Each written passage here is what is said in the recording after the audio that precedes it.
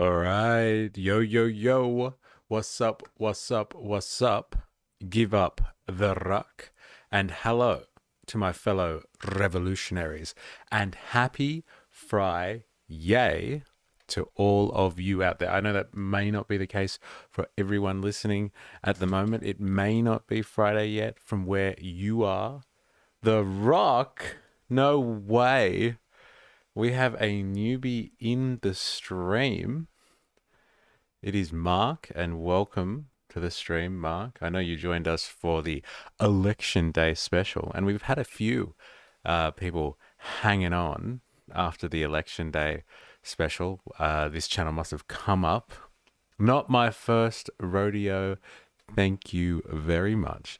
Yeah, like I was saying, we have a few people that have been kind of hanging on since that infamous Election Day stream. Yeah, almost at 2K. That's a good point.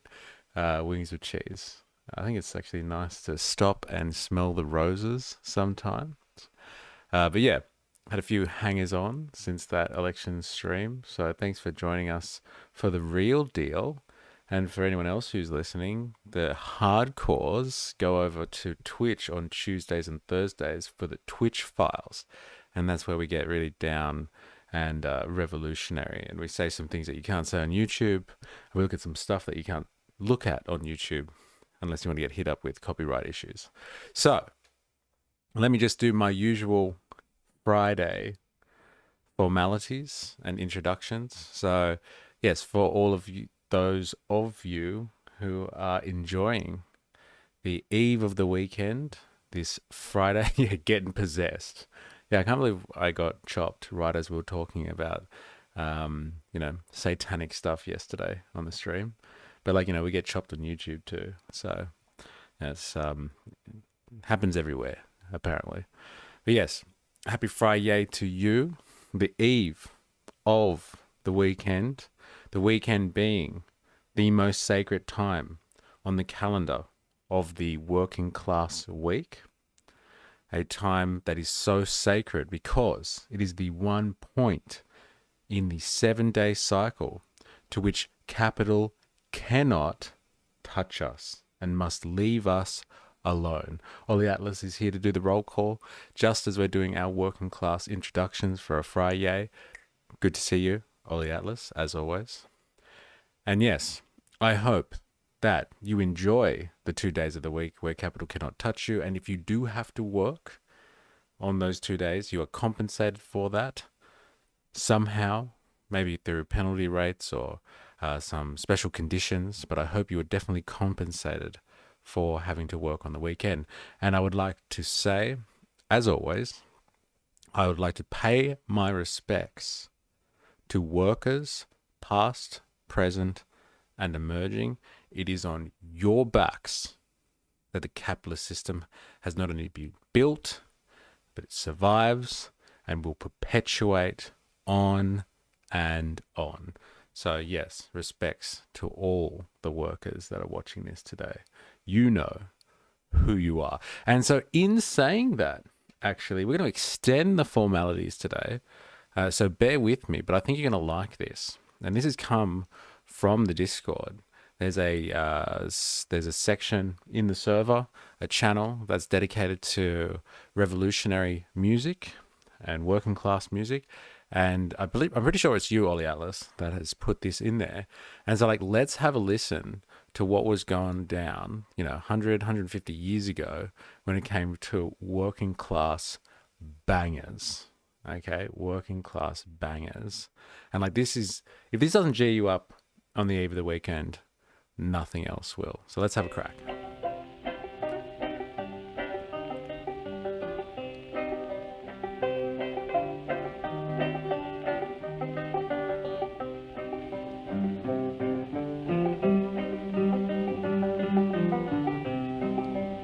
Banjo, but of course, the tools, the means of production of the workers.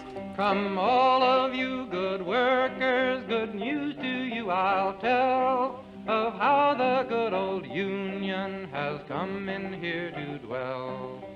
Which side are you on? Which side are you Which side are you on? My daddy was a miner and I'm a miner's son, and I'll stick with the Union till every battle's won. Which side are you on? Which side are you on? A hardcore park ranger. They say in Harlan County there are no neutrals there. You'll either be a Union man or a thug for J.H. Blair. Which side are you on? Which side are you on? Oh, workers, can you stand it? Oh, tell me how you can. Will you be a lousy scab or will you be a man? Which side are you on? Which side are you on? Don't scab for the bosses, don't listen to their lies. Us poor folks haven't got a chance unless we organize. Which side are you on? Which side are you on? Which side are you on? Which side Let's check it are out. you on? I was thinking the same thing. And like, wasn't that just a classic for you right there? Huh? Absolute classic. Let's be honest. Because I've said it a number of times. I think the thing that is missing in the revolutionary movement, in the leftist movement, like generally, is like slogans. Like Lenin, he is one masterful revolutionary, and he had an absolute control over verbal warfare. He knew how to like say something to a crowd. He knew how to put something on a piece of propaganda. He knew how to throw around words, one-liners, to capture the hearts and minds of the people. And like, you know, we just don't have that shit today, I would say. Not in a populist or working class sense. And like, what a simple question to ask to someone, especially someone who's on the edge. They're questioning life. They're questioning the way the world works, the capitalist structure itself. They are having an existential crisis. Their understanding of the world is being thrown up in the air. And you say to them, which side are you on? Which side are you on? And like, that's enough to like, look, I'm getting chills. Like, that's enough to make you want to storm the barricades right there and then. Yo. What's up? Give up the Dwayne. It is 4IS in the house. Ladies and gentlemen, how are we? Oh my God. Everyone's coming in for the roll call today. It's a veritable who's who of the streams. We got Nafan coming in. Am I late? Did I miss much? I must say you missed a very, very eventful introduction. I'm sorry to the stream today. We just did our usual Friday acknowledgements to the working class and paying homage to the beautiful thing that we call the weekend. And we listened to an old Union song, Which Side Are You On?, which is in the Discord. So like that was encore. Yes, Jag is in the house too. Everyone's coming out. It's a Friday stream in YouTube land. And so like we have the usuals, as always, the usual suspects. Ollie Atlas. People aren't brave or passionate as they were back in the 19th century to early half of the 20th century. Modern politics is full of grifters and pretenders. This is true. And, you know, I think they alluded to that in the song. Like the lyric was quite interesting, I think, and telling in the sense that he was saying, you know, the fight will never be over until all the battles are won.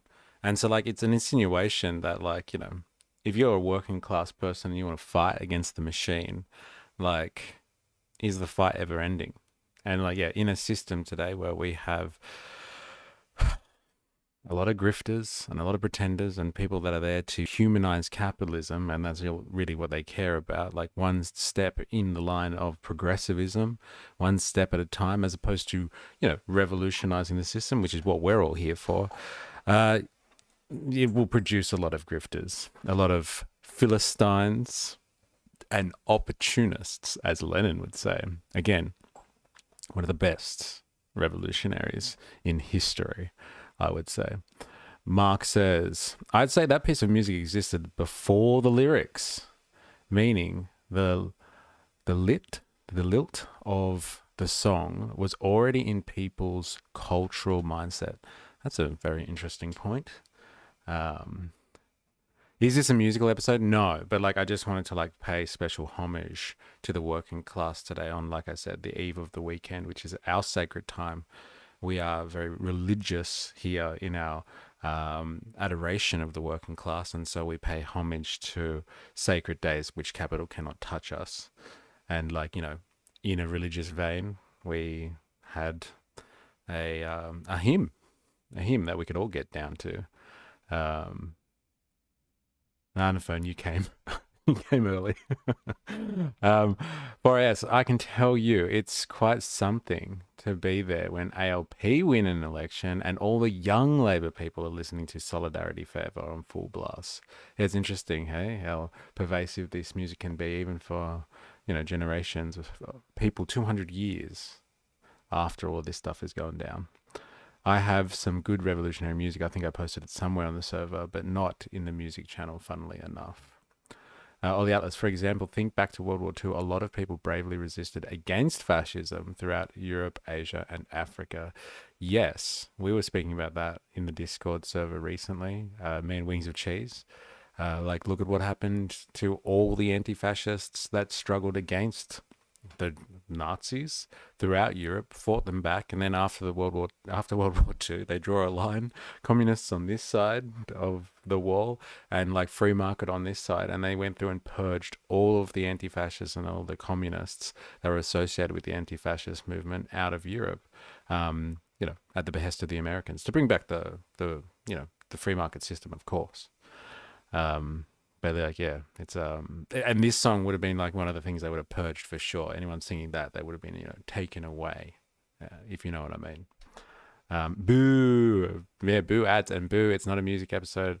I'm sorry, but you know, if you have anything else that's gripping as good as that, I'll be happy to give it a little play here before we get into the real juice of today's session.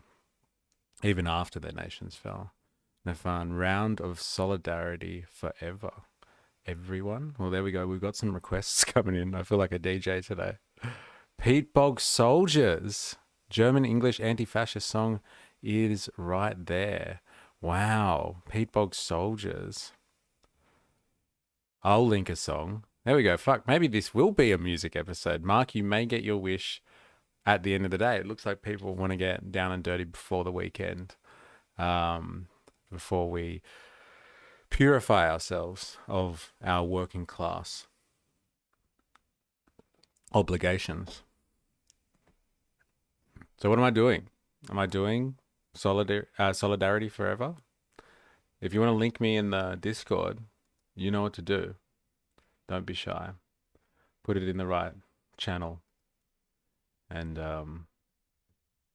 we'll have a craxies. First, I'm going to go with the newbie in the session. We're going to go with what? Mark. Jawohl. We're going to go with what Mark has suggested here, because this is one that I am actually across and would like to hear, actually. Pete Bog Soldiers, do you have a rendition that you prefer? Marcus Aurelius? Or are we just going with... Oh my God. Yeah, this is the one. Is this the one that you were just referencing? Pete Bog Soldiers' German English anti-fascist song. Die Mur so Soldaten. I was thinking of the Paul Robeson version. There he is. There's the bad cunt. The man himself, Paul Robeson. Look up Uprising by Sabaton. It's about the Polish resistance in World War II. All right, let us do this one first, I guess. Let's go.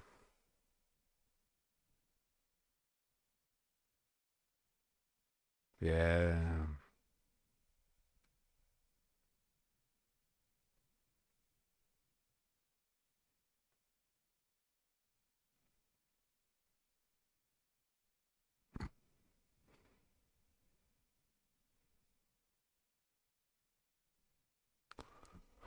All right.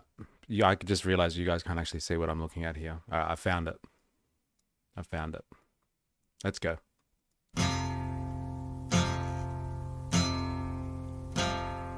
Wohin auf das Auge blicket, Wohl und Heide ringsherum, Vogelsang und Licht erquicket, Eichen stehen kahl und krumm.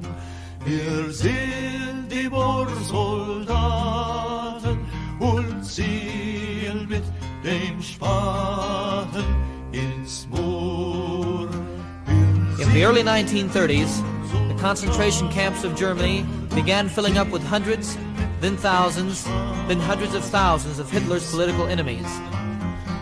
These were the men who resisted the Nazi tyranny until they had to be destroyed, but they always dreamed of freedom, if not for themselves, then for their children.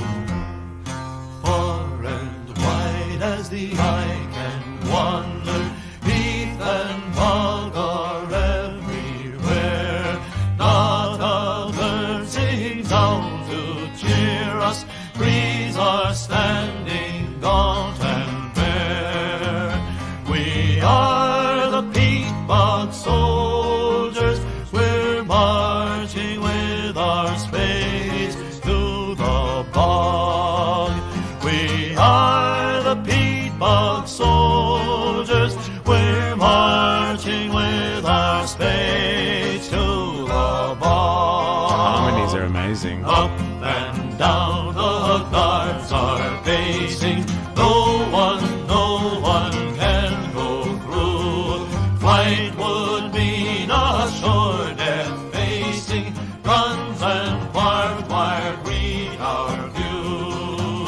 We are the peat bog soldiers, we're marching with our spades to the bog.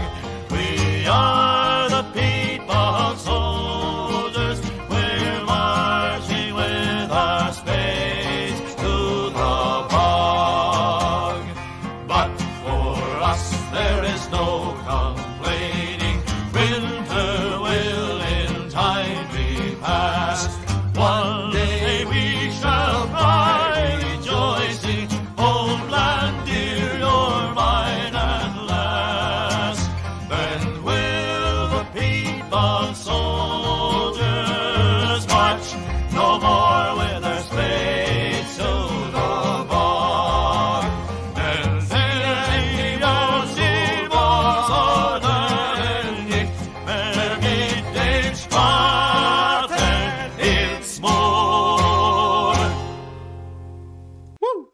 That was hectic. And like, here's one for the feminists out there. This is the anti-fascist movement. It takes all, to resist fascism. It takes all sorts to resist fascism. There we go, ladies and gentlemen. And the chat is going off and I didn't even have it turned on. Fuck. It's official. You are Marcus Aurelius. Tell us your meditations. It's the Stoic man listens to Antifa anthems daily. There it is. Thank you, oh wise one. This is good music. That was really, really actually emotive. Actually, it was hard to look away from that. Just need to add some distorted guitars and some blast beats. There we go. I expected nothing less, Jag. Banjos again, by the way, in a camp. Damn, dude. Chef's kiss on those tenor counter melodies. Yet the harmonizing was beautiful going on there. I loved that. I thought that was really nice.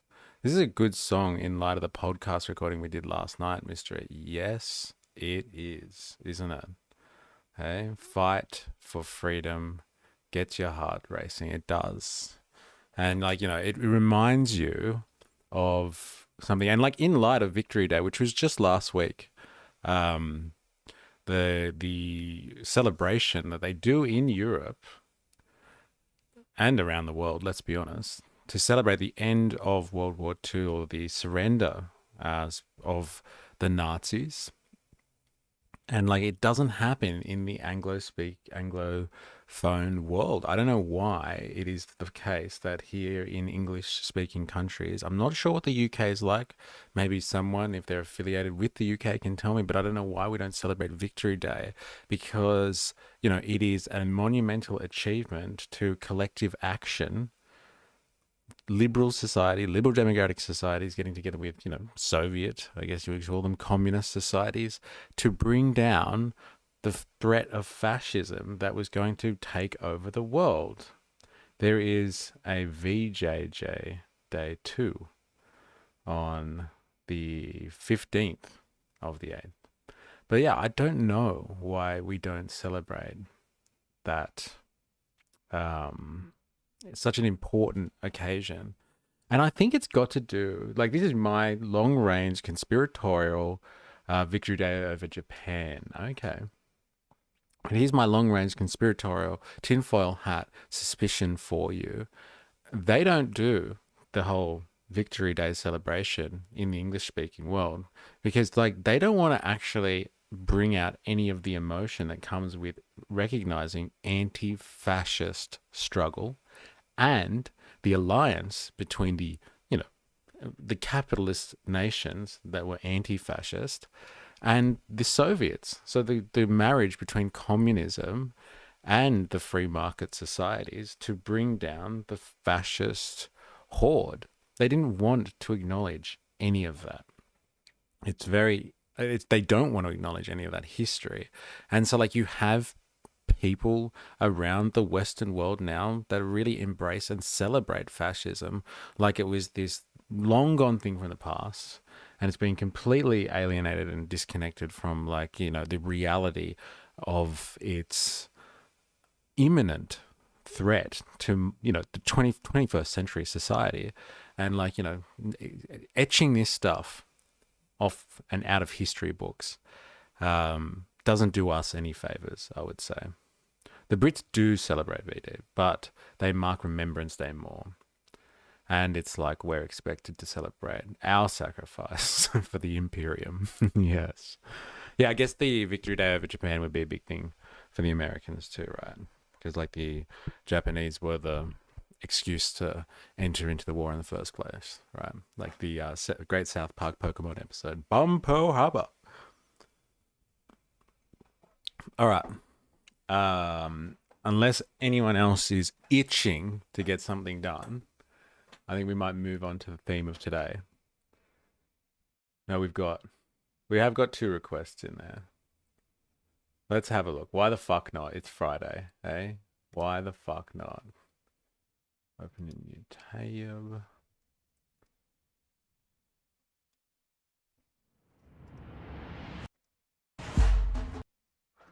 Oh, we're going in a completely different direction. Is this you, Wings of Cheese? We're about to find out. Let's have a look at this bad boy.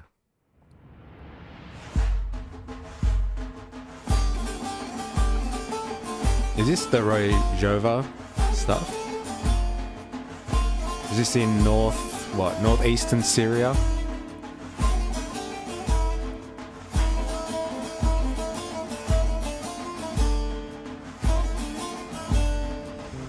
چرخ شورش فرادگرینه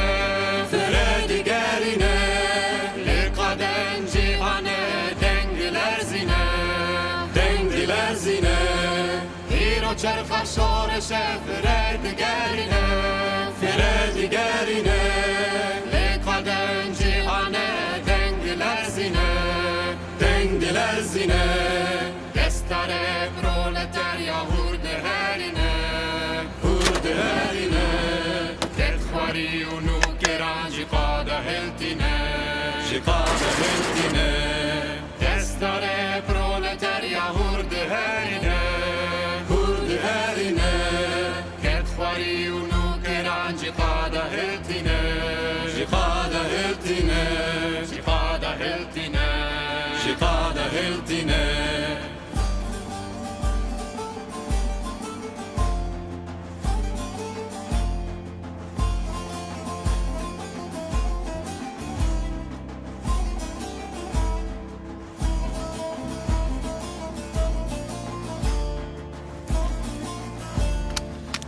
Tovejianer shan lekadan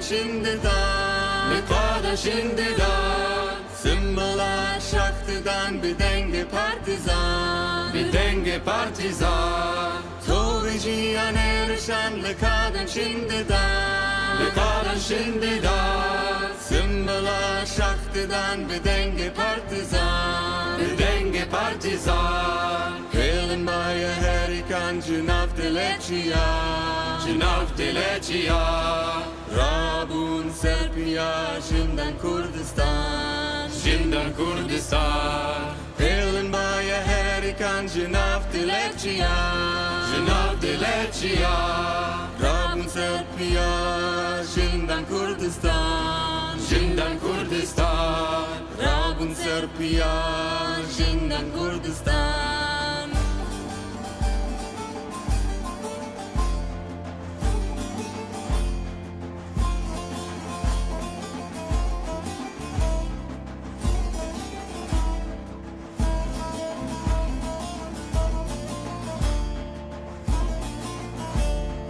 Nafti var zindana haya sereciya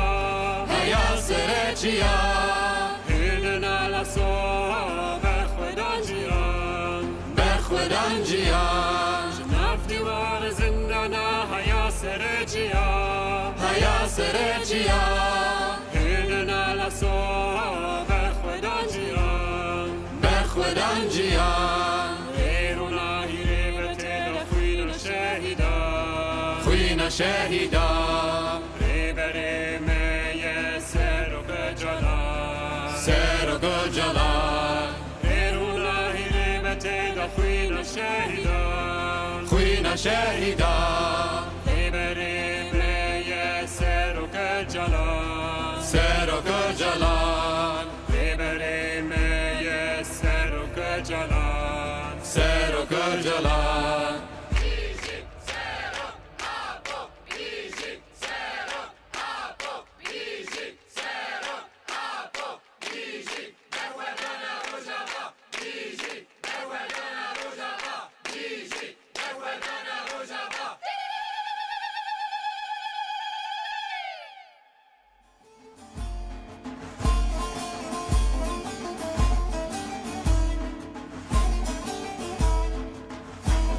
It's the Rojava. There we go. The Kurds. So we're getting all the revolutionary stuff today. It's coming from around the world. This is the international movement right here.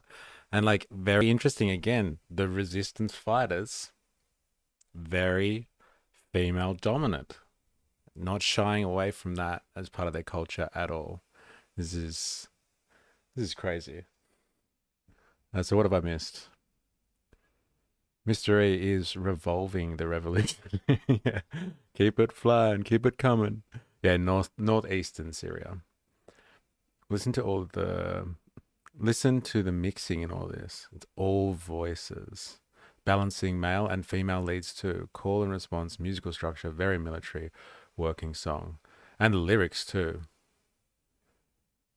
Notice another string instrument to accompany the vocal line. There it is. That's the strings.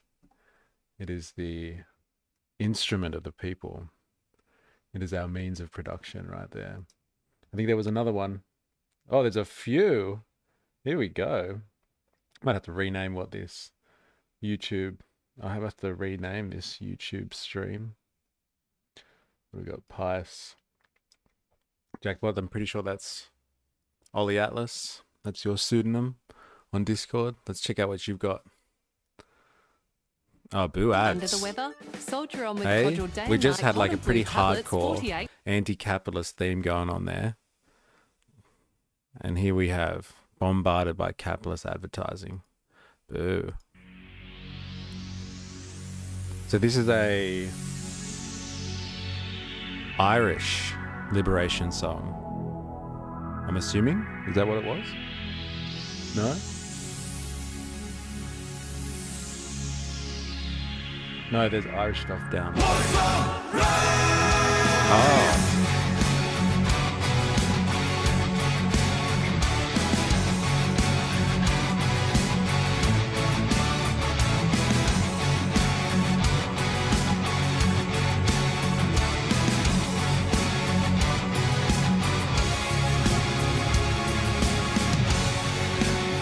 Can I just say, because we've been covering this is exactly what is fucking happening in the United States of America right now. Okay? They're fucking rounding people up that are supposed to be there legally. I know they're not citizens yet. They haven't gotten to the citizens yet, but these people are legally allowed to be in America, and they're fucking rounding them up, throwing them in trucks, and deciding what to do with them. Do you remember when the Nazis was the rule on Poland? 1939, and the Allies turned away. From the underground rose a hope of freedom as a whisper. Cities in despair, but they never lost their faith. Women, men, and children fight, they were dying side by side. And the blood they shed upon the streets was a sacrifice willingly paid. Warsaw, city at war, voices from underground, whispers of freedom. 1944, help that never came. Calling Warsaw, city at war, voices from underground, whispers of freedom. Rise up and hear the call, history calling to you.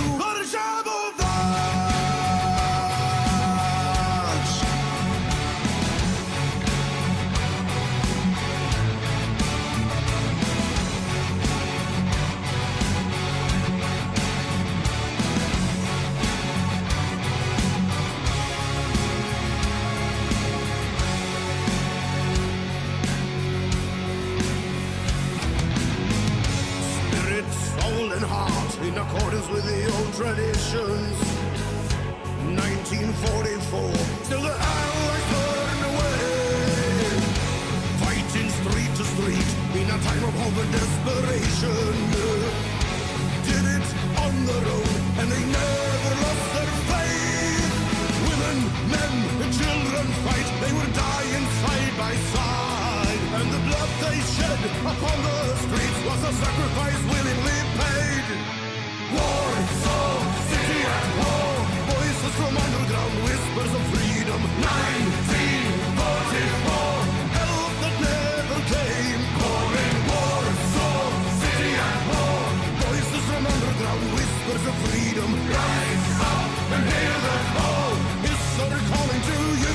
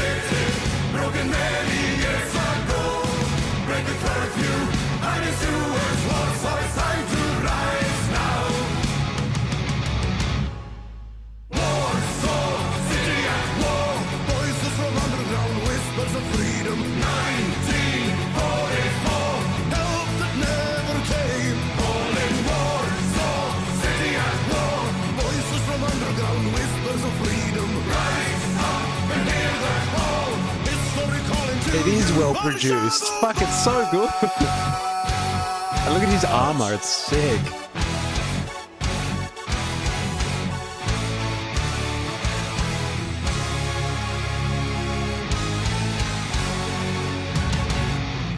Fuck. Holy shit.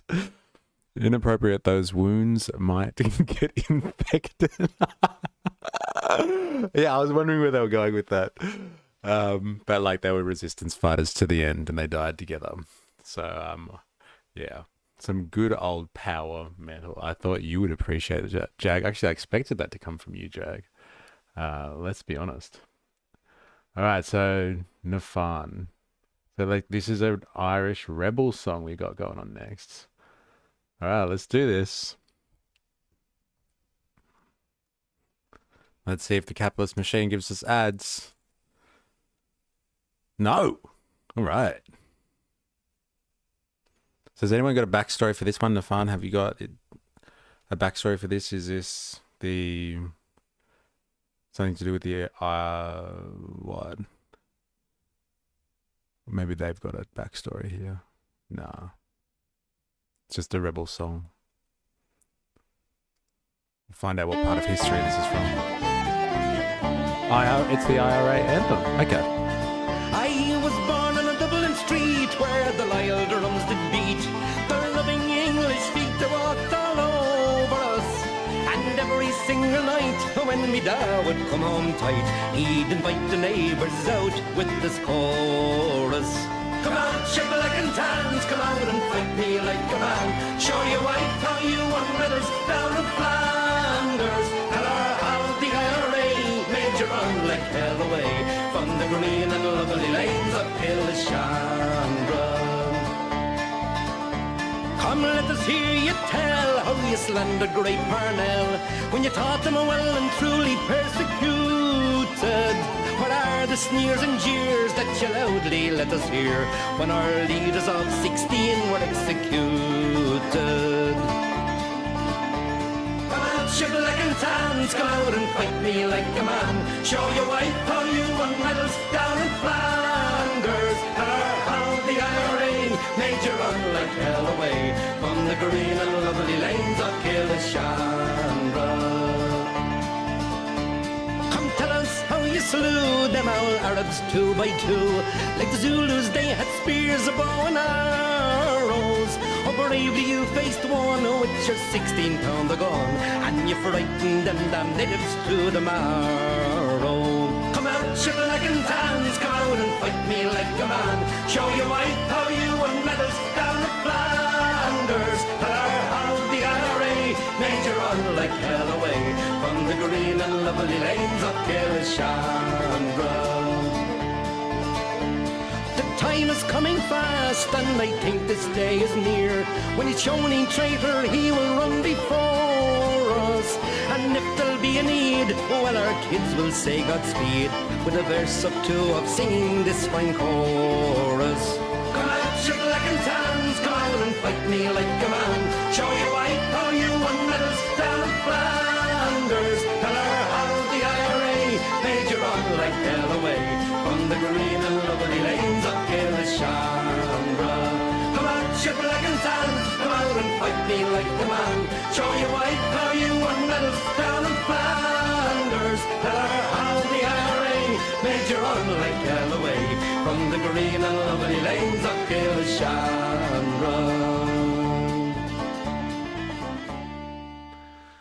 Some more strings there for you, Mark. Hey, different type of strings to the last one. It's not electric powered, but still impactful. Has anyone got an idea of what the reference to black and tans means? I would like to know.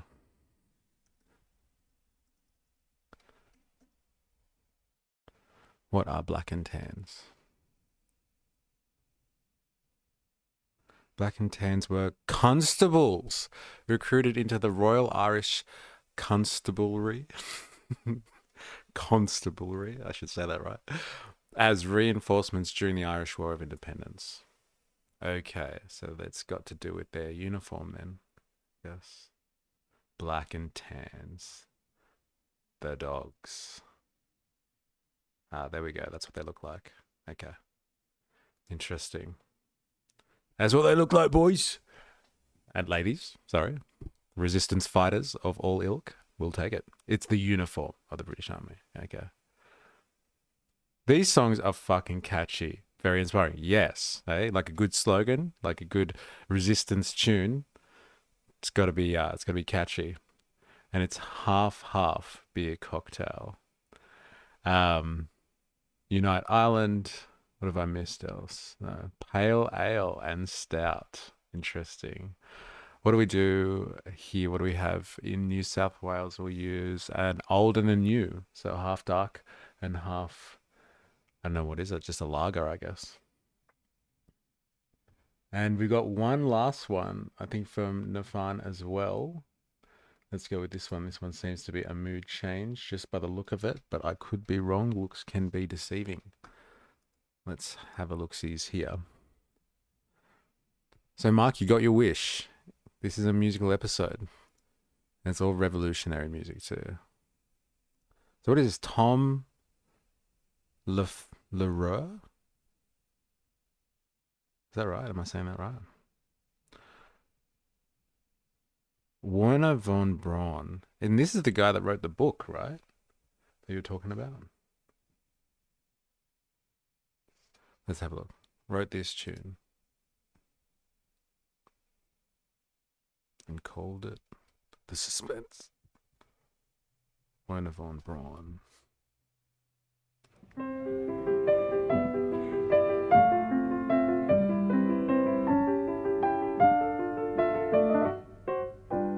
Gather round while I sing you of Werner von Braun, a man whose allegiance is ruled by expedience. Call him a Nazi, he won't even frown. Nazi schmazi, says Werner von Braun.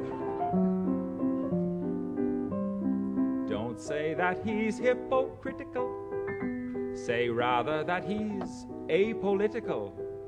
Once the rockets are up, who cares where they come down? That's not my department, says Werner von Braun. Some have harsh words for this man of renown, but some think our attitude should be one of gratitude, like the widows and cripples in old London town, who owe their large pensions to Werner von Braun. You too may be a big hero once you've learned to count backwards to zero. In German or English, I know how to count down. And I'm learning Chinese, says Werner von Braun. What's that last reference? Heard of the V2 rocket? No. Enlighten us, please. I want to know. This is the guy, right? That's wrote the book. The science fiction book that Musk is named after. Is that right? Aerospace, German and later American aerospace engineer and space architect. He was a member of the Nazi Party and the SS and leading figure in the development of rocket technology in Nazi Germany and later pioneer of rocket and space technology in the United States. Hey, if you're a technocrat, you get away with it. Took man to the moon, he did. Well. MysterE, you should go to a dark AI music generator and make some tunes for the movement. A dark AI generator. Well, that would actually go with our dark theme that's going on at the moment. So it's not a bad request there. Do you have any suggestions?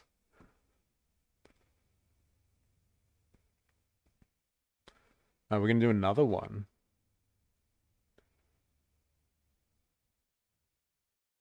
We got two more in the Discord. Let's have a look, shall we?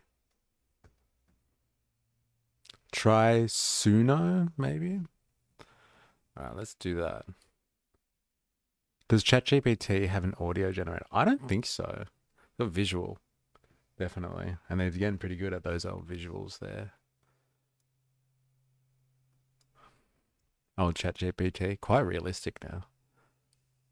Want to know how to create awesome videos? Check out motionarray.com. Capitalist pigs.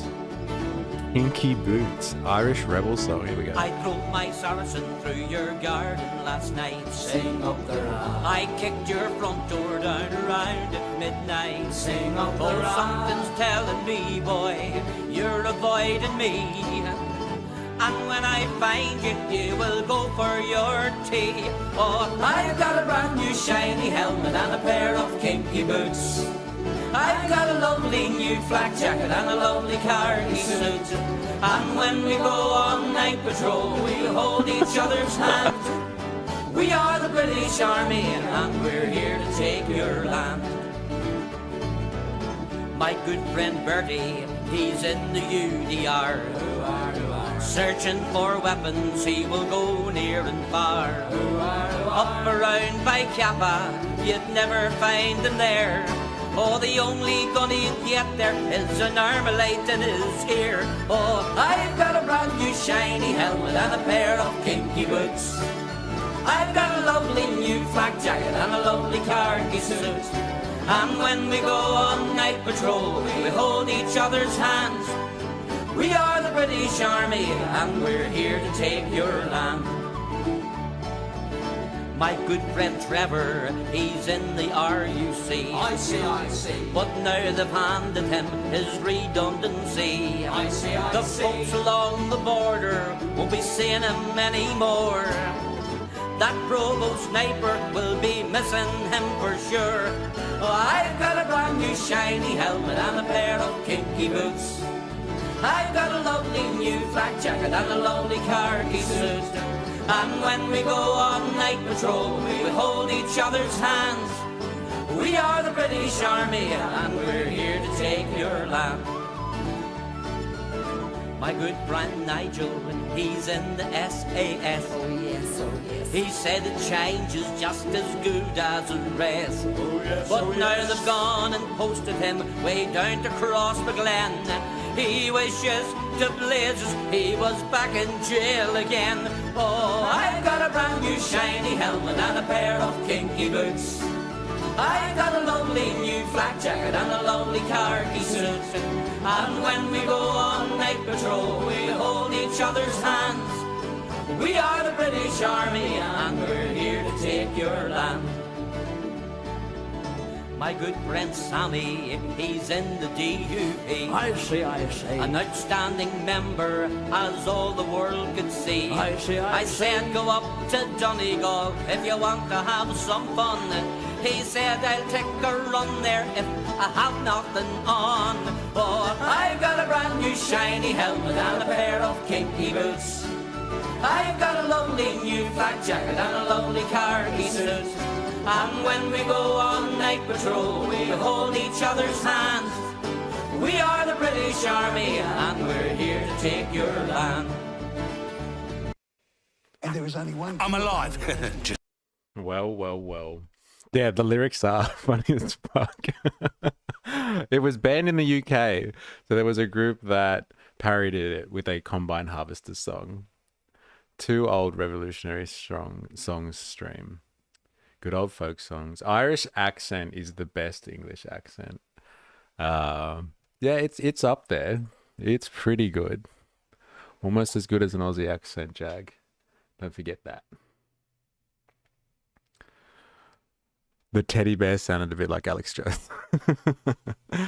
This is a very Australian ad. It's for Aussies the worst. That's rich. Right? Coming from the Americans, there's some pretty obnoxious American accents. But it's quite diverse, though, the spectrum. We are not English, and don't you dare say that again. Yeah, this one's an interesting... This is Oak. I'll let you watch this one, Ollie Atlas. You might like this. This is a chocolate milk. I'm dead inside, emotionally, but that's neither here nor there. There's still only one cure for hungry, thirsty, and that's Oak. With its full strength and full taste, it's full on. Oh, Oak. Kill hungry, thirsty, dead. That's how we advertise for chocolate milk. If you're wondering where the marketing minds are at in Australia, this is where they land on. All right, we got one more in the channel. I made some AI songs. What's the Discord? Oh, yeah, I might as well. It's been a while since I've done some shameless plugging. Let's do it. I thought you've put it together already, Mark. Whoa. Slow down. In-house composer. Yeah, I'll give you the Discord now.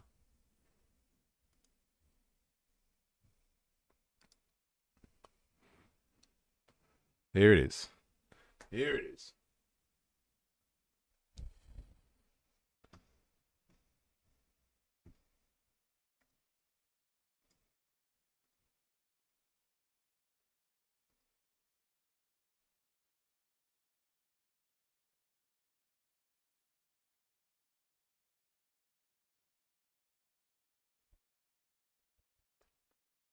Suno AI is the composer in this case. Ah, okay.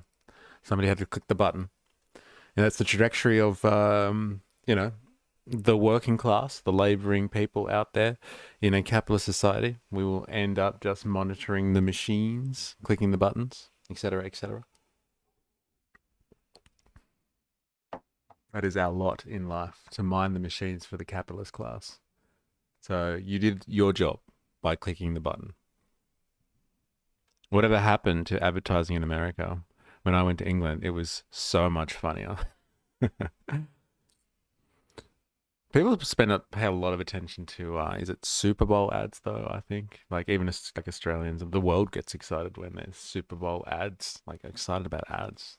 And what a culture we've descended into. It's the height of our creative ability.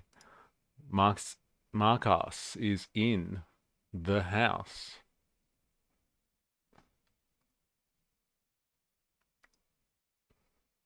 All right, I wonder if I can hear this through.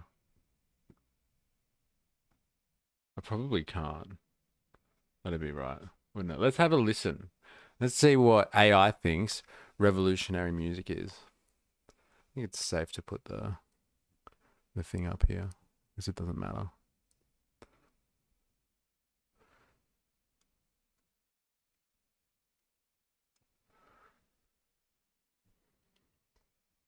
Let's hear what AI thinks revolutionary music is. And another. And another.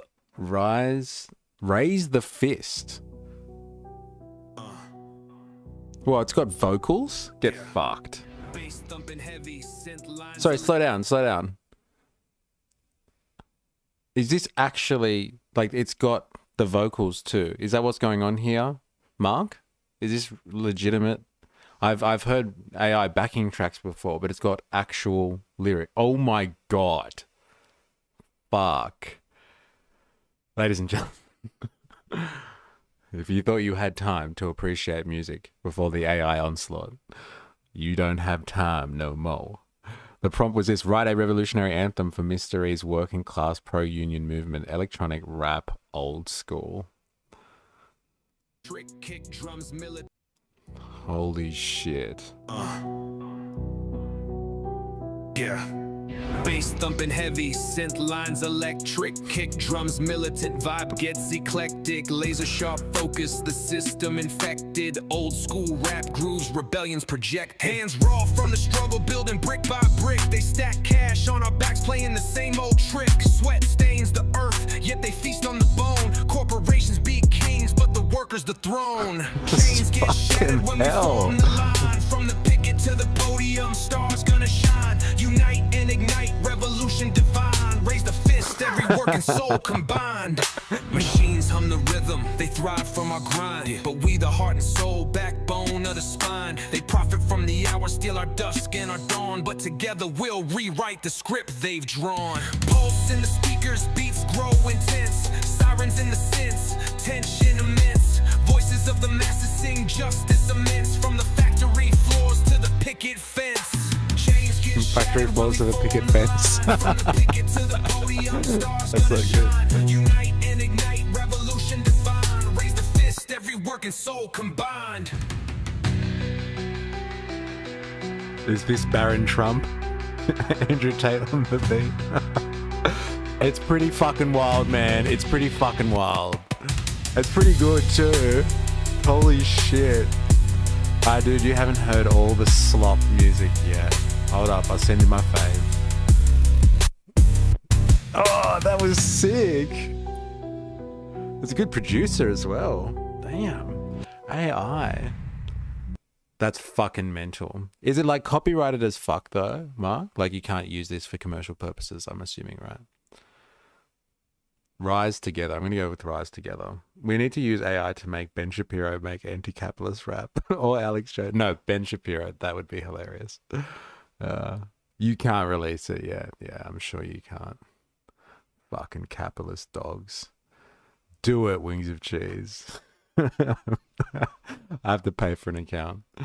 They build the walls to break our backs with the gears in their attack.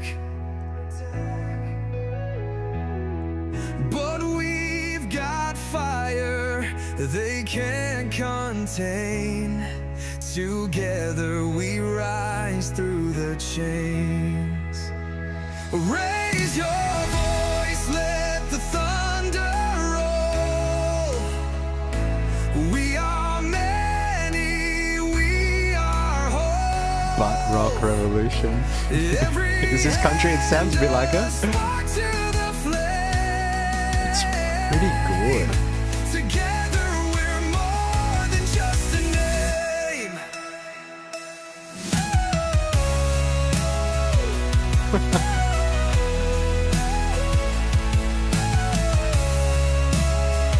Than just a name.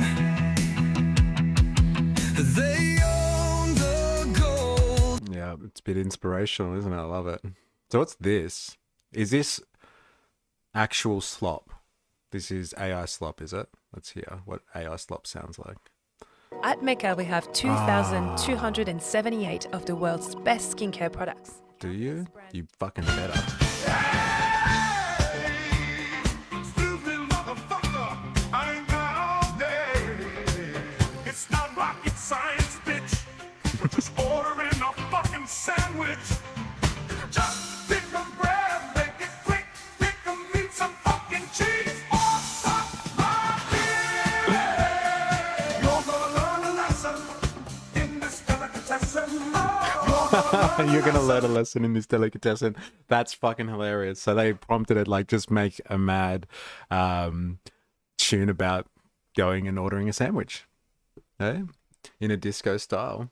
That's so good. Shark Tale music. What are we listening to? We are listening to AI generated slop just for reference. Okay, just so we have reference for the revolutionary AI generated slop music. What's the website you use, bro, for all these songs? I'll do Ben Shapiro. Come on. Give us the link. Marcus Aurelius. They just put Axis of Awesome out of business. Yeah, man, seriously. All right. Everyone, just take a fucking chill pill and like keep the idea funny. The stream was supposed to be about Palantir and we ended up listening to AI music instead. I was just about to bridge that gap. Jack, let me give it to you like this. All right. Funny that we are on to AI slop and like the takeover of the human race by AI, or the replacement of humans in the mechanization of producing value for someone, let's say a capitalist class. It all comes around. We are going to be looking at now an organization that has made a business out of weaponizing AI quite literally. And like, I'm going to play a little demo. Some of you have already seen this, but I'm going to do it again. So like, think of Suno AI generating music for the revolution. And now think of if Suno AI was being used by the military in the Ukraine to plan some type of operation. This is what it looks like, okay? Are you ready? This is what Suno AI looks like if you were the military. In a field 30 kilometers from friendly forces. Now here's another clip featuring a ChatGPT-style interface with an operator that will monitor activity in a hypothetical scenario.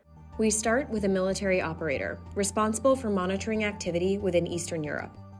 They've just received an alert that military equipment is amassed in a field 30 kilometers from friendly forces. Watch this. AIP leverages large language models to allow operators to quickly ask questions. Show me more details.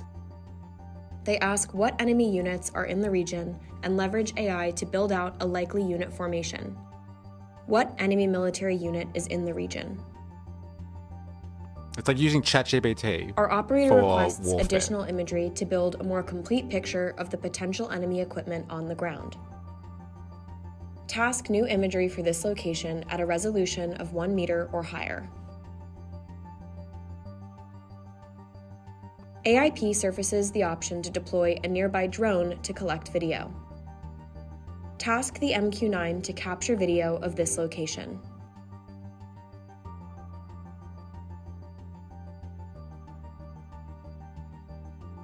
The footage confirms a potential threat. The drone footage shows an enemy T-80 main battle tank. Generate 3 courses of action to target this enemy equipment. The operator uses AIP to generate 3 possible courses of action to target this enemy equipment. Next, they use AIP to automatically send these options up the chain of command. Send these 3 options to my commander for review. So what can you do with it? You can deploy a drone to take higher resolution pictures for geospatial analysis, and you can also make it give you 3 possible courses of action, and then send those options to the commander. Let's take a look at the dashboard and see how it all works. As our operator poses questions, the LLM is traversing a data foundation of real-time information, integrated from across public and classified sources. Data is automatically tagged and protected by classification markings, and AIP enforces which parts of the organization the LLM has access to, while respecting an individual's permissions, role, and need to know. For example, the LLM shown cannot access soldier health data by policy. Every response from AIP retains links back to the underlying data records. They have health data on like the soldiers and stuff like that. All right, enjoy making music. But like, it's like, this is like a fucking computer game. Like they're looking at this like they're playing Command and Conquer or something like that, and like they've got information on health, like the health of the soldiers, like you would play in like a first-person shooter game or something. Like you can see their health bars, and you can see like how ready they are for action. Like this is the future, and they're like using an LLM, a large language model, to feed information from across the entire defense force and military apparatus to, you know, basically chew all of the information they could possibly have and bring out the best scenarios and actions to take in this military operation. Like which tactic are we going to go through? Which strategy are we going to go through? It spits out 3, like you would ask ChatGPT for like 3 recommendations or suggestions on something, and then you can put that up the chain of command. Like you don't really have to think as much anymore. You just let it kind of assess the situation for you and go with the best options. Propagating the correct classifications, as well as enabling transparency for the user, who can investigate as necessary. This functionality is critical and essential to responsible use of LLMs and AI in military contexts. Our commander must now assess the 3 possible courses of action generated by AIP to neutralize the buildup of enemy equipment. The system highlights key information for each course of action to assist decision-making, such as the time required and status of supplies. Our commander selects a course of action. Approve course of action 3. What's the course of action 3? What does it say? Target with tactical team required 2 hours 15 minutes. Distance to target 39.5 meters. Team Omega. Team status on mission ready. Armament 6 Javelin missiles. Personnel required 9. And like look at these ones. Target with an air asset. They could just go in there and shoot it with an air asset. But like we're going to go with the risking the lives of 9 people. Let's go with that option. Okay, let's do this. AIP has established which unit is closest to the enemy tank. Our commander can now begin to develop an operational plan for Team Omega. First, the commander uses AIP to assess the battlefield. Analyze the battlefield considering a striker vehicle and a platoon-sized unit. An automated terrain analysis model processes all existing geospatial intelligence to understand unit maneuverability. From here, AIP suggests the optimal route based on the unit's composition and the traversability of the terrain. Generate a route from Team Omega to the enemy equipment. Then, our commander validates the unit's supply of the munition needed to engage the enemy equipment. How many Javelin missiles does Team Omega have? We know. We saw that before. Next, our commander wants to disrupt enemy communications. This will allow ground forces to more safely maneuver and help ensure that enemy equipment stays in position. AIP automatically identifies and pairs all of the validated enemy communication nodes with a disruption capability. Assign jammers to each of the validated high-priority communications targets. Targets are paired and ready to execute. Our commander instructs AIP to stand by before sending orders. Finally, our commander uses AIP to summarize and then submit the operational plan for the elected course of action. Summarize the operational plan. Submit. But what exactly is this? Is it their own AI model? Fuck. So there you go. Okay, so like if you didn't have, they are. We also we now have AI spies that are also strategists. There you go. But like this is the future right here. We have arrived at the future, and like AI is making your music. AI is planning your battlefield operations. AI is filling the internet with slop. And like here we are. And like this is the company behind it. It's Palantir. That's what this episode was supposed to be about. Before we got down and dirty with some revolutionary tunes. But like we're going to learn a little bit about Palantir. So we've probably already spoken a lot about them indirectly. We've done a little bit of work on Peter Thiel and like who that guy is. But like Palantir, for the most part, is kind of the melding together of what you would expect surveillance capitalism to turn into, or like is a good example of how surveillance capitalism could turn into techno-feudalism. And so I thought it would be important to have a bit of an understanding of how this organization works, because it's not your usual surveillance capitalist. It's not Google. It's not Meta. It's nothing like that. It's got nothing to do with dealing with the public. Palantir early in its history made a very important decision to basically use the AI technologies that they were developing to service the deep state, as the neo-reactionaries would call it. Butlerian jihad is inevitable.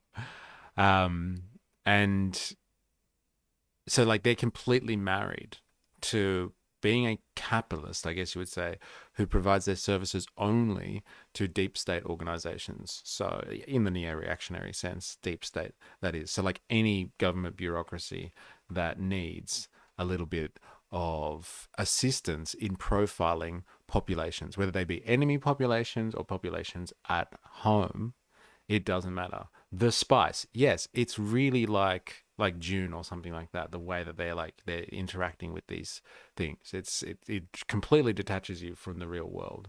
And like the way that people talk about this stuff is, it's going to actually reduce the amount of casualties and make warfare more efficient. I heard like a really interesting kind of analogy for this. I realize that this is June reference that not everyone will get, but it's the revolution against the robo overlords. I had a really interesting analogy for like how AI is going to be coming into warfare, and like warfare up until this point in the modern era has been basically a game of dodgeball. So somebody, like everyone lines up and somebody fires and they hope to hit their targets kind of thing. And AI warfare in the future, or like, now actually on a small scale it's happening, maybe it'll be on a large scale in the future, but like on a very small scale this is already happening. AI warfare is actually more like a game of chess. So like chess is different to dodgeball in the sense that you're not just like throwing people, like shooting at your enemy as you see them on the in front of you, arrayed in front of you. Chess is a little bit more like exactly what your enemy is up to. Their size, their capabilities, what pieces that they have on the board. But like you have to then figure out with all of your intel and the possible maneuvers and interactions that they could do, the potential steps that they could take, you have to figure out the way of outmaneuvering them as fast as possible. Now, I will give you just like one other thing to mull over in the scary world of AI. There was this development that Google did, or like the company that now is assumed by Google. But like there was a AI company that built a machine learning chess player. And this machine learning chess player is named AlphaGo. And the thing about AlphaGo, which was incredible, was that up until that point, machine learning was kind of like, in terms of chess playing anyway, it was like humans inputting the rules about chess and like writing the code for it. And then computers would go away and understand the rules of the game because of the code and then play chess, right? And like that could, challenge humans and beat humans and all that sort of stuff. But what happened was when they invented AlphaGo, what they did was they just told this machine, this artificial intelligence, they just said, hey, this is chess. These are the rules of the game. Go and learn what to do. And so like it just played against itself. And it just played against itself like a million times, just getting better and better and better. And then AlphaGo became basically the best chess player in the world. But like the important part here is that it taught itself. Too bad, Wings of Cheese. I was interested to know what Ben Shapiro sounds like. But like it taught itself how to play chess. And so because it had no kind of commands from human intervention about how to learn, it machine learned on its own. It developed strategies to play chess, which absolutely not only like obliterated any human components, but like killed any kind of computer or machine learning equivalents. And it became the best chess player in the world, like overnight. And like, this was really fast how it did this as well. It's like in a couple of days it learned this. It also rewrote the game. It rewrote the game. Like people have been playing chess for hundreds of years, and it came up with strategies for chess that no humans had ever applied in recorded chess history. Maybe people had done this sort of stuff in times gone by and no one's ever remembered it. But like it came up with strategies and ways to think ahead and strategize that humans were just not apparently capable of thinking of. Now, some of those strategies, very scarily, some of those strategies were basically just like, sacrifice your queen, sacrifice like all of your top players and like, bring them in and then like surround them and crush them or something like that. And like it was making sacrificial plays that most humans wouldn't consider doing. Or it was doing kind of potentially dangerous moves, I guess you would say, that like humans wouldn't contemplate on their own or hadn't contemplated before. And so like humans are now learning from AlphaGo and its predecessor about like how to potentially play chess and adding new kind of strategies to the game book of chess. But like here's the important part. The AI was making decisions that humans wouldn't make based on a very machine-like approach to playing chess. It is devoid of emotion, and it's devoid of the ideas of glory and sacrifice, and it rewrote the game.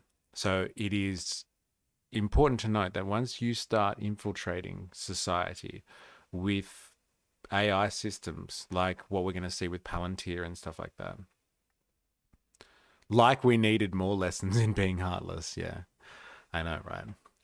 Like what we're going to see here with Palantir, like they're not just using this stuff, okay? They're not just collecting data on like enemy forces and like trying to figure out the best way to, I don't know, successfully pull off some mission or operation, at the edge of the imperial core somewhere. Like they are actually applying this stuff to populations at home, like with police forces. They're applying this stuff at home in health services. So like, in the UK, Palantir has gotten a big contract with the NHS to basically scour over the entire population's health records and make recommendations about how to make their systems more efficient there. Now numbers are the sole criterion, and numbers are certainty, no proof of reason, justice, or capacity. We hold that the state is incapable of good. That's an interesting quote. Enrico Malatesta, I hope I've pronounced that right. But like, yeah, this is the numbers game now.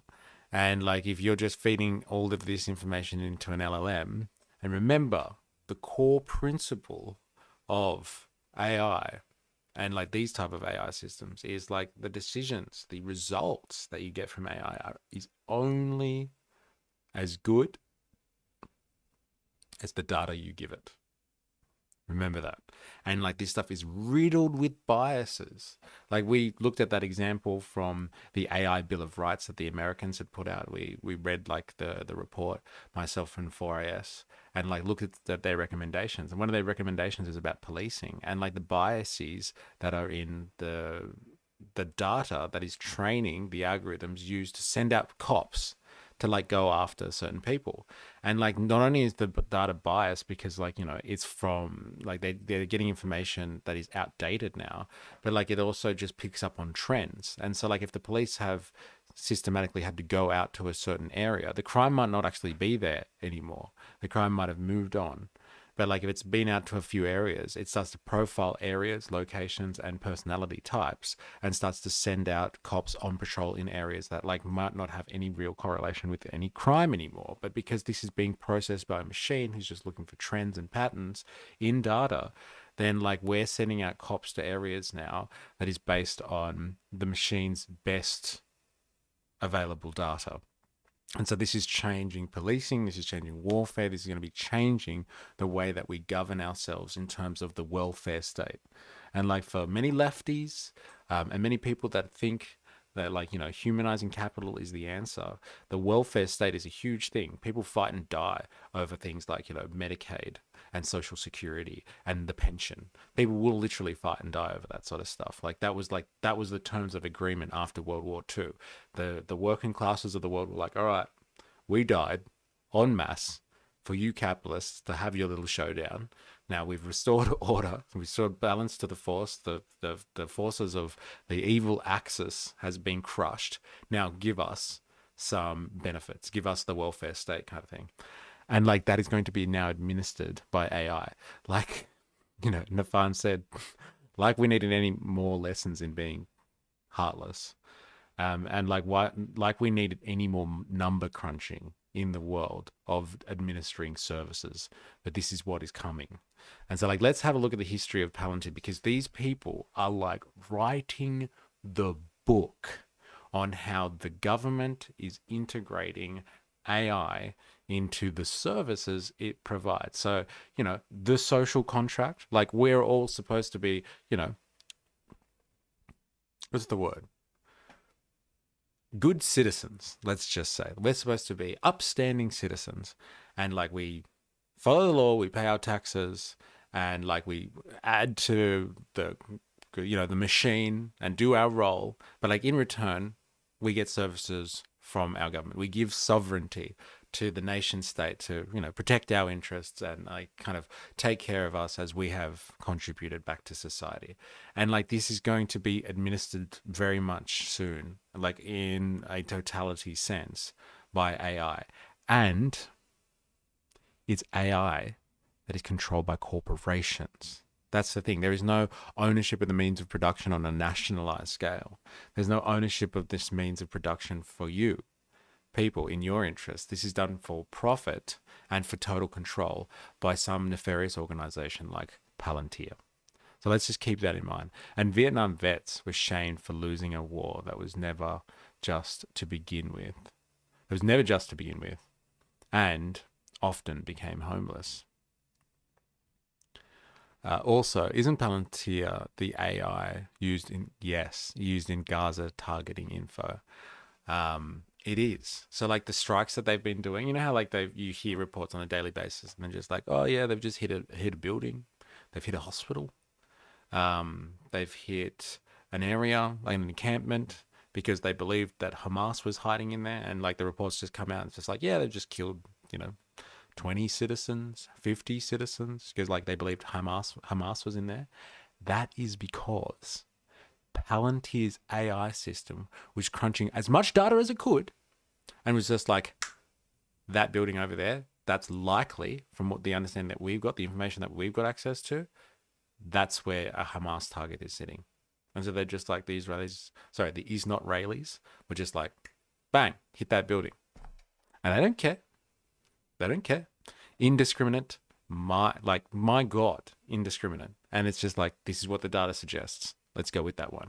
And like, I'm not saying that that's not how warfare has worked for the entirety of the human race. That like people rely on intel to make decisions. But like that is humans conversing with other humans and like making decisions about what to do when taking the lives of other humans. But like here we have a complete alienation of that process, a detachment of that process, where like people revert to the machine to tell it what are the best options for me in terms of doing this, and where is it likely that these people are going to be. And so like there will be a bit of a detachment from the decision making process. Now this goes both ways though. So they can detach themselves from the decision making process, but like the more information and intel they get from like, you know, being able to scan the entire chessboard now, like they're gonna have to make real decisions when it comes to like they're using their own forces. Because like if the AI turns around and says, you know, this is a mission like based on the intel that we've got, that like there's going to be a lot of casualties on our side, and like before they would have just done it, they would have just gone ahead and done it, a military commander would have just made that call because of the objective and like accomplishing the objective. Now there might not be kind of excuses. That would be like, well, the AI told you that we were going to have higher casualties, why'd you go ahead with it? And like before you kind of just be like, well, it's just the luck of warfare. And now it's kind of going to be like, well, did you have to sacrifice our personnel to that extent? You knew what the odds were beforehand. So this is going to change it in lots and lots of different ways. And an is not rail Lee soldier went undercover as a nurse to attack a hospital there. Palantir is going to make the NSA look like child's play. Yes, well, guess who's customers number 1, 2, and 3 kind of thing, you know, of Palantir? It's the CIA, it's the NSA, and the Pentagon, like, you know, like first in line. And like we'll get to that. Isn't it called the Daddy's Home System or something? Doesn't sound like something concerned with civilian casualties. Daddy's Home System. Fuck, that's fucked up, man. Seriously. Like they're not even subtle. Like sometimes, like they're imaginative with the programs that they come up with in the operations. But like, damn, the Daddy's Home System. And that's like hearkening to big like Trump stuff, right? Like Daddy's home. And he's going to take his belt off because he's pissed off. You're all in trouble, kids. All right, let's have a listen to this one. All right, let's see what they have to say. I'm going to speed it up a little bit because, you know, we're a little bit behind schedule, but like we've had a bit of fun today, so why the fuck not? Let's do this. And you know the drill. Stop with comments, add your 2 cents, and we'll see how this bad boy goes. On the eastern front of Ukraine, a Russian soldier crouches down in his foxhole as AI-directed smart artillery pinpoints his exact location and adds him to the list of potential targets. Across the world in the US, Amazon employees are monitored and their behavior is logged. Later analysis will reveal how their managers can squeeze as much productivity out of them as possible. Meanwhile in the UK, a local police department is using software to monitor the community they're meant to protect. They'll build a wider view of problem areas while also creating specific profiles on the people most likely to commit crimes. So what links all of these things together? The data analysis giants known as Palantir, whose software models are embedded in every level of society. And who's really pulling the strings there? Well, it's time to introduce you to the main characters behind this neo-Orwellian takeover, starting with Peter Thiel. Peter Thiel can trace his multi-billion-dollar fortune and his immense levels of power to his founding role in PayPal. Thiel was at the heart of the so-called PayPal mafia. You might know some of the other members, the creators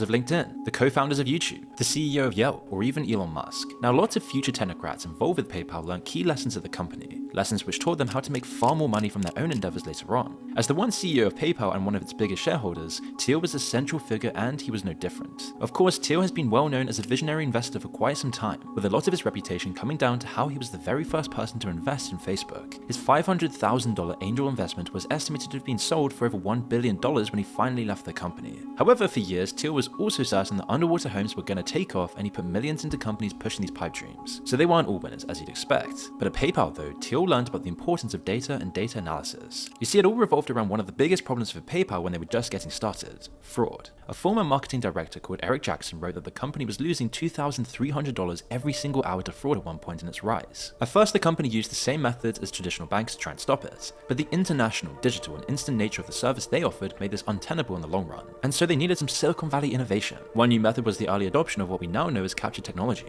While offering little resistance for regular users, it was a big hurdle for malicious bots and cyber attacks the company had lost so much money to before. But the one that really caught Peter Thiel's interest was called Igor, after a scammer who had taunted the company very early on in its history. By analyzing small details and detecting almost imperceptible patterns in the data from new users, Igor could detect likely fraudsters and pass that info on to PayPal's employees. Stop.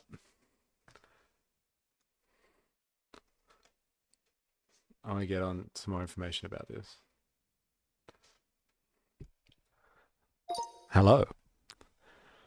We are doing some research about Palantir and its derivations. Full stop. Can you please enlighten us as to what Igor was in terms of PayPal's anti-fraud systems?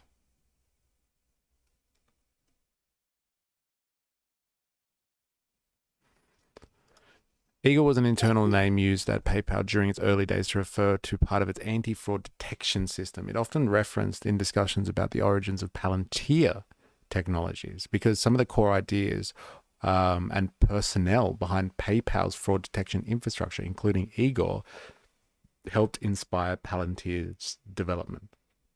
Here's a breakdown of what Igor and how it connects to Palantir. What is Igor? Internal to Igor was a single algorithm or AI wasn't a single algorithm or AI model. It was a nickname given to a set of tools and rules-based systems used by Palantir to detect and combat fraud. Semi-automated system. It combined human analysis with automated pattern recognition, allowing employees to track suspicious user behavior. Early fraud detection at PayPal involved a significant human-in-the-loop decision-making where analysts could trace relationships between accounts, IPs, credit cards, etc. Igor facilitated this process by surfacing relevant links.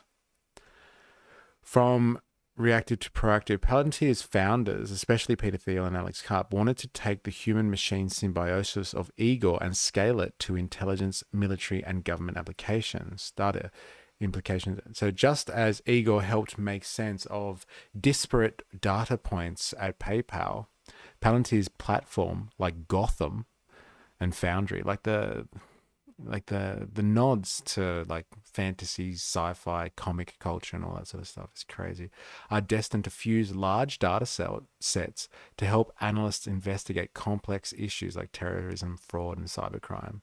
Palantir's philosophy, the idea that algorithms alone aren't enough. Humans need tools to understand complex, messy, real-world data. And this ethos tracks back to the Igor system.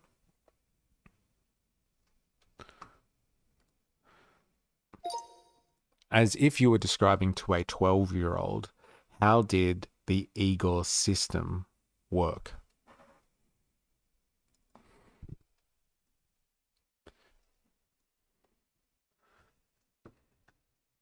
I wonder if it's a reference to like Igor, like, you know, the assistant to the evil doctor, evil scientist kind of trope. Imagine you're in charge of keeping your school's online store safe from sneaky people trying to steal stuff or use fake money. Every day, hundreds of kids are buying things like books, snacks, cool pencils with digital money. Most of the kids are honest, but a few try to cheat the system. Now imagine you have a super smart helper named Igor. Igor watches everything happening in the store, who's buying what, when, and how. He remembers things like which students buy lots of stuff really fast, who uses the same email or card on different accounts, who's pretending to be something else. When Igor sees something weird or suspicious, he raises his hand and says, hey, this kid just made 10 accounts in 5 minutes and is using the same credit card on all of them. That seems fishy. But Igor isn't perfect. He doesn't just block people. Instead, he shows this strange behavior to the human team, kind of like calling a teacher over to help. Human plus Igor equals teamwork.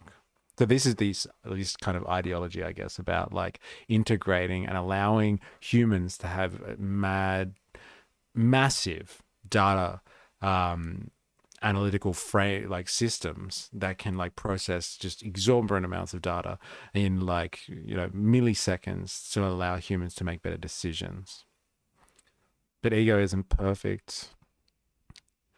The human team looks at what's found. Yeah, that's definitely cheating. Let's stop it. No, that's just a kid buying snacks for all of their friends. Totally fine. Before Eagle, the store had to catch bad behavior by hand, one by one, but with Eagle, it was faster, could spot patterns. See, that's the thing, like, this is all about patterns when it comes to AI and this sort of stuff. Like, it's all about pattern recognition. And so, like, when it comes to, like, policing people, like, literally policing your own civilian population, and, like, you know, patterns can be suggestive, and, like, you can make decisions on patterns, but, like, they can also just be wrong. You can have false correlations coming out of, like, you know, the description of patterns, especially if the data isn't up to it. It's Igor. I thought it was pronounced Igor. I don't know, maybe that's the difference between us Australians and you Americans, is our pronunciation of these types of things. And later, Igor, maybe. And later, the people who built it thought, ooh, what if we made a super Igory system that helps governments, hospitals, and big companies solve and sort out all their problems? That's how Palantir got started. There we go. All right, back to the video, back to the pile.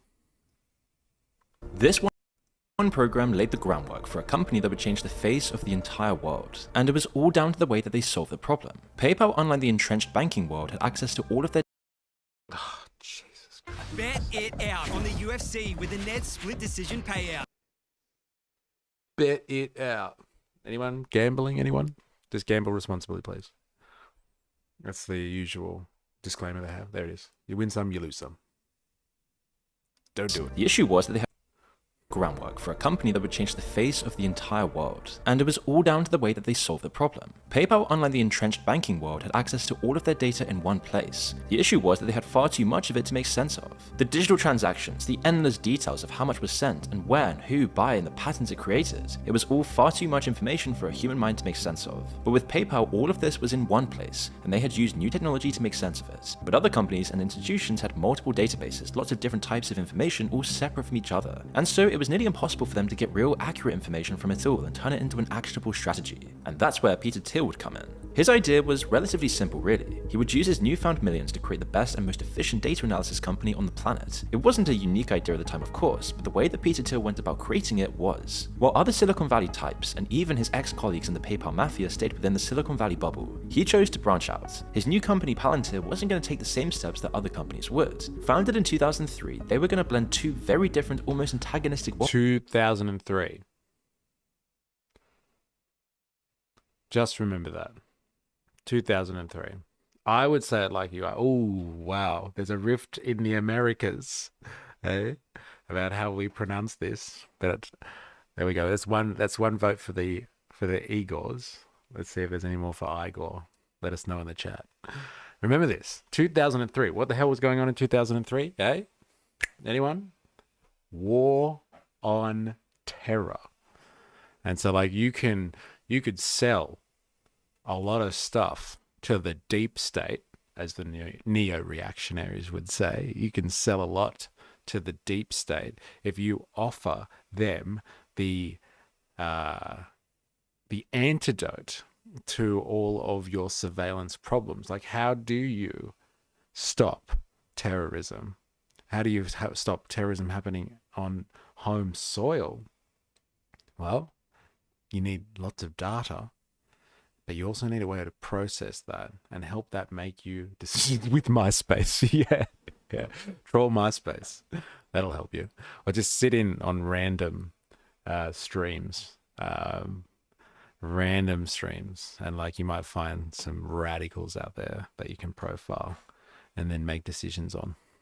But yeah, 2003 is the context, and Peter Thiel is going to come up. Remember, we heard these guys talking about this age that they wanted to produce as a result of the failure of the deep state to actually prevent 9/11 from happening.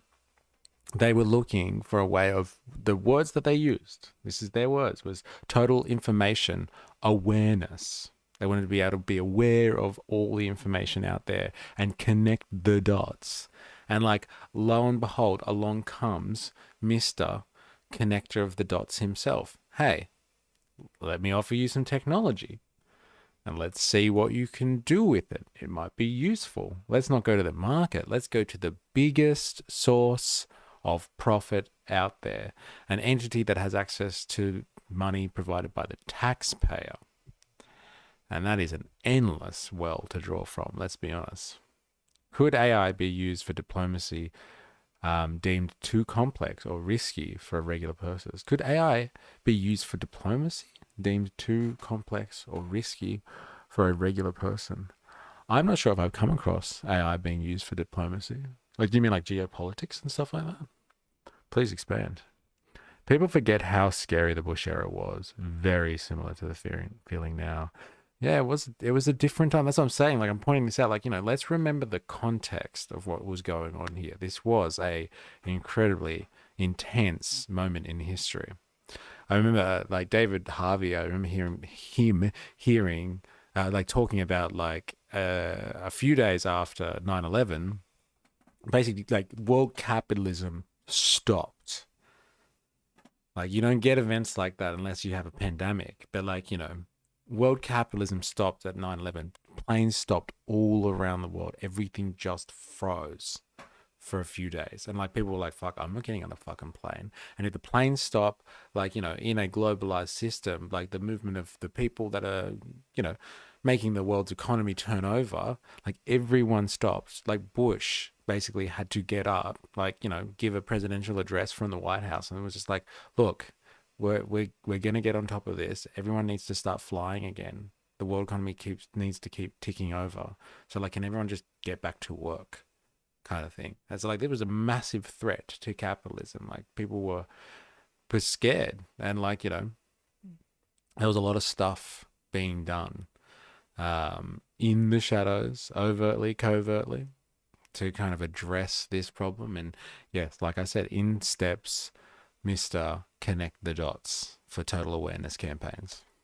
Worlds together. The first sign of this was who Peter Thiel and his other partners chose as the new CEO for the company, a man called Alex Karp. From the outside in, Alex doesn't look anything like the standard Silicon Valley CEO template. Instead of a computer science degree from Harvard, he had a philosophy PhD from Frankfurt. He's also eccentric, or at least that's the image he likes to put forward, with his long, wiry grey hair and obsession with Tai Chi. But what's most different about him is his politics. Coming from one of the most left-leaning philosophy courses in the world. Yes, the Frankfurt School.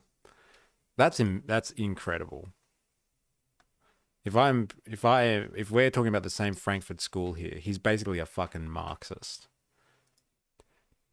Did Alex Karp get a degree from the Frankfurt School? And what was his PhD about?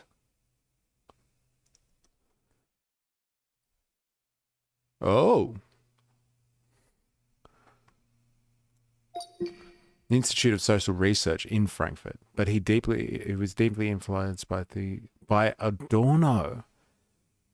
Undergrad, liberal arts, Stanford Law School, and then Goethe University, Frankfurt, Germany. Not officially. His PhD from Goethe University, Frankfurt, which is the same university historically associated with the Frankfurt School critical theory, but not the school itself. The Institute for Social Research is specific department and intellectual movement, not just the university.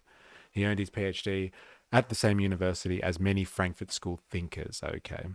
Alex Karp focused on German philosophy and social theory, especially Adorno, who was a leading figure in the Frankfurt School. Karp's dissertation is reported to have dealt with aggression and political resistance in the work of Adorno. Yeah, why not? Give us.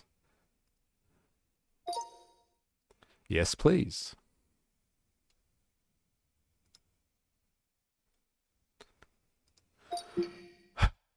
Adorno was one of the main thinkers of the Frankfurt School. A group of philosophers and sociologists who were trying to understand modern societies, even democratic ones, could become cruel, unequal, and authoritarian. Capitalism isn't just about money, it shapes how we think. Adorno believed in the capitalist society turns everything into a product, the commodification of all things, very Marxist. concept there. Adorno was haunted by Nazism, and he studied how ordinary people could go along with horrible things. He helped develop the idea of the authoritarian personality, a person who loves order and power and fears difference and change. He argued that modern society trains people to obey, not to question. Education, media, and even families often teach conformity, not critical thinking. How did this influence Alex Karp? Now imagine you're Alex Karp, a guy who spent years reading Adorno's books about power, conformity, and resistance, and you co-found a company that works with governments, spies, and militaries. Karp believes in resistance from within. Palantir has often worked with powerful institutions like the US government, but Karp has argued that it's better to be inside those systems, trying to push them to be more ethical than to stay outside yelling about them.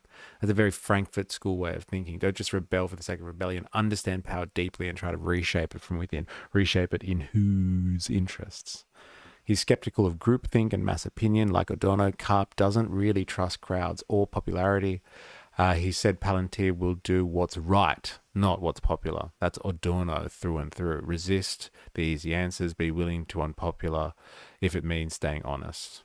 He's cautious about capitalism's dark side. Palantir isn't a typical Silicon Valley company. Karp has said that he rejects the move fast and break things mentality and seems generally uneasy about the way that tech companies use people's data for profit. Well, interesting. Eh? Very interesting. Essentially, an AI program... Oh, wait, what else did I miss? Sorry. Oh, the Atlas. Essentially, an AI programmed with a complex chat system that vocally communicates with all the data concerning politics, humans, emotions, and behavior, etc., and acts upon its current directive and mission. Yeah, I haven't come across, to be honest, AI used in diplomacy before. But it makes sense, especially if you can get enough data. And like diplomacy is all about history and like, cultural sensitivities. So if you can, pack in a lot of data about those two things, you could be very good at diplomacy. Bush's Patriot Act that Biden, 1993, took what? Braggadocious full credit for writing. I haven't come across braggadocious. I hope I pronounced that properly. That's a sick word. Braggadocious. Yeah, add that to my fucking Friday vocabulary.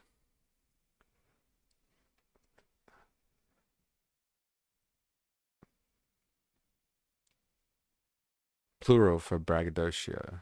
Fine.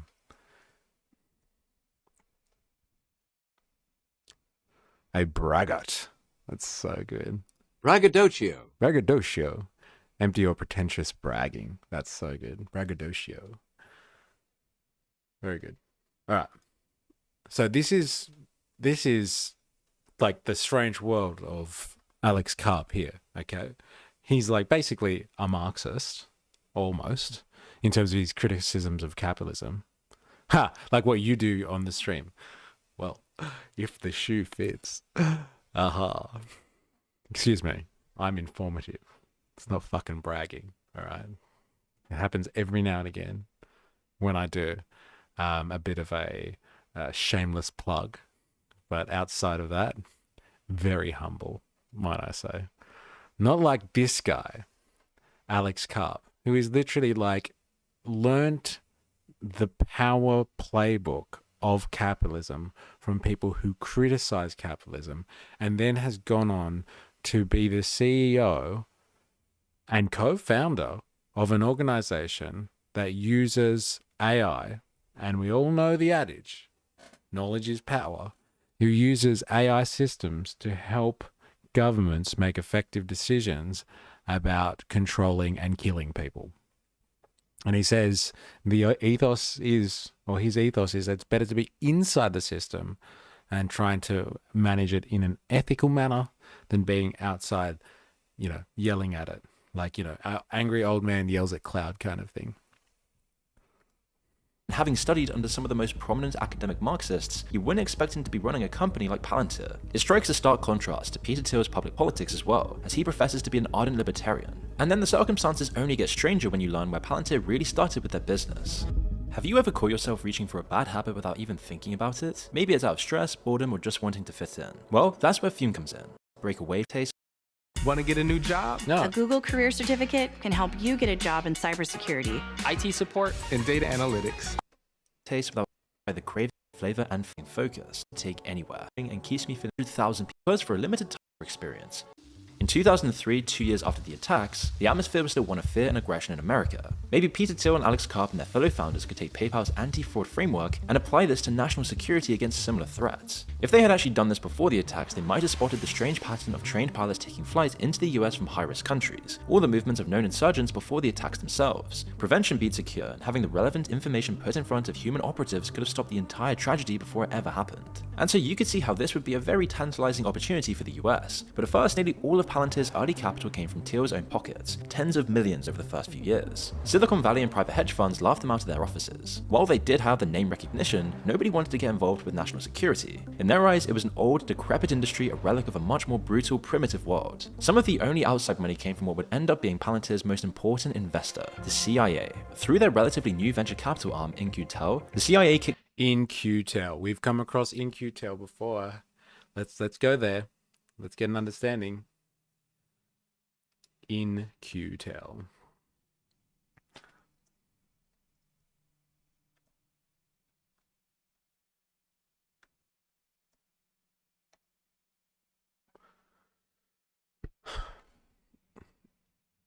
Venture capitalists. Okay, I hate this word.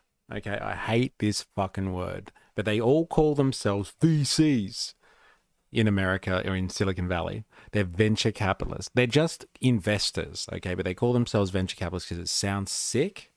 But like basically, they're rich people who exist in Silicon Valley that have already gone through the gauntlet of Silicon Valley and made their riches. And now they're just looking for startups to invest in to basically make sure that they can become multi-millionaires or multi-billionaires. And they're just looking for some kids that are trying to develop some software that's going to be the next big thing. And they call themselves venture capitalists. Now, you know, what's better than just letting, you know, private persons do that? If you are a government agency, you know, that basically goes beyond scrutiny, like, you know, proper deep state stuff, like actual, you know, not being able to be checked by the levers of power that are supposed to have some oversight on what the government sector is doing.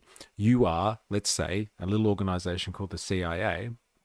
So you set up an arm just like venture capitalists. So you can invest in tech that's coming out of Silicon Valley for your own interests. So In-Q-Tel is a venture capital firm, but with a twist. It was created by the CIA. Yes, really, it's a non-profit investment firm that finds and funds cutting-edge technologies that the US intelligence community, like the CIA, the NSA, the FBI, might need. It's basically the CIA's way of saying, we need better tech fast. Let's invest in startups that are building it. Now, let us just go back to the reason, one of the reasons why I started all of this in the first place is just like that fucking myth of capitalism, which is like, you know, let the free market, you know, unregulate everything and let the free market do it. And, you know, it's like people with money will make the right decisions and like the government just screws things up. Well. The reason that we have such sophisticated surveillance capitalism technology and the potential to move into a techno-feudal society is because government agencies set up their own venture capitalist firm to fund the private sector. So the private sector was getting its money from the government, which is a story as old as capitalism itself. The idea that corporations and free market players, so like private persons, do everything by themselves and pull themselves up by their bootstraps is outrageous, because a lot of the time, a lot of funding, subsidies, and just like literal investment, like they start up a company to literally invest in the free market to make sure like, you know, these Silicon Valley dudes are creating tech that they like. It was founded in 1999 by the CIA. Mission: make sure U.S. intelligence agencies have access to the most advanced technology is in data analytics, AI and machine learning, cybersecurity, satellite and geospatial tech. That's the birth of Google Earth. That was funded by Thiel, as I'm pretty sure as well. So like the CIA basically funded all the infrastructure behind Google Earth, and was just like, like, we've created this thing now. We need to like kind of spread it around the world. Here, Google, you can have it. Have fun. Just let us know what information that you get from this. Of course they want it real slick. LOL, you love my last. Oh, censored comment. Oh, I haven't seen the censored comments in a while. Let's see what Jag's written. They got censored by the algo. Oh, this is back a long time ago. Careful, MysterE. Alba Jones is going to censor you. You got censored. He's been reporting you. Last I checked, the people with money are running the government. So that doesn't check out. That's actually a very good. That's like some Inception shit there, Jag. That's really good. Because the people with the money are now running the government. So technically, it is the private industry that's running the government. So it is the private sector that does everything. So don't worry about it. I like that. Clever. I'll give you that one. Because it just throws my theory out the window. Why not just build it in-house? Because the private sector is faster, more innovative, and already building tools like the intelligence community needs. Yeah, I don't know. I think it's just more that, like, yes, the private sector isn't bound by regulations like a government agency is, so just like pump them up with money, and like, just direct their activities. And you can just be like, wasn't coming from us. We didn't do it. We're just investing in it. Palantir was one of the most famous companies Qtel backed early on in 2005. All right, let's go back to the documentary. I'm sure they'll explain that.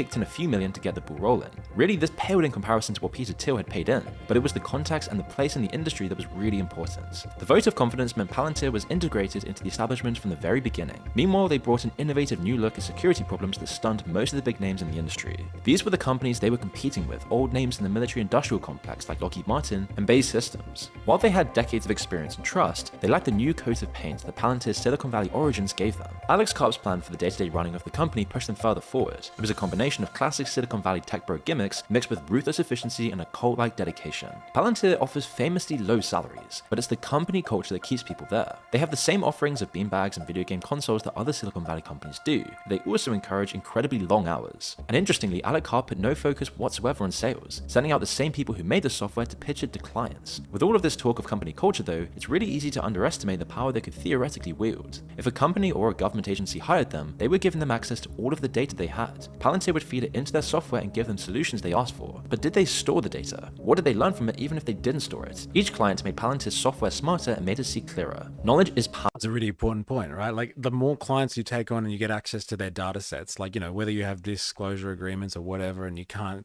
like keep the data or something, but like if you train your AI on certain data sets, it has that training afterwards and becomes more intelligent. The machine is learning, and so like the more clients they take on that have big data sets, it gets better at its job of analyzing and enjoying the access to huge data sets. And like you can't take that away. Like why go to like the private sector when you could get the government is just a big pool of data. My friend's brother worked for Palantir and is a millionaire now because of their stock. Boom. There you go. Wow. Hey, gotta be in the right time. Gotta be in the right cycle.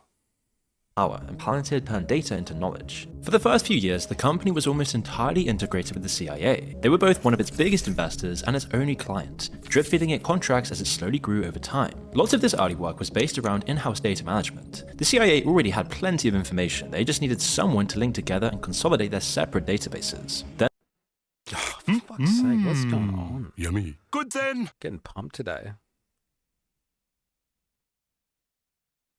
Getting pumped.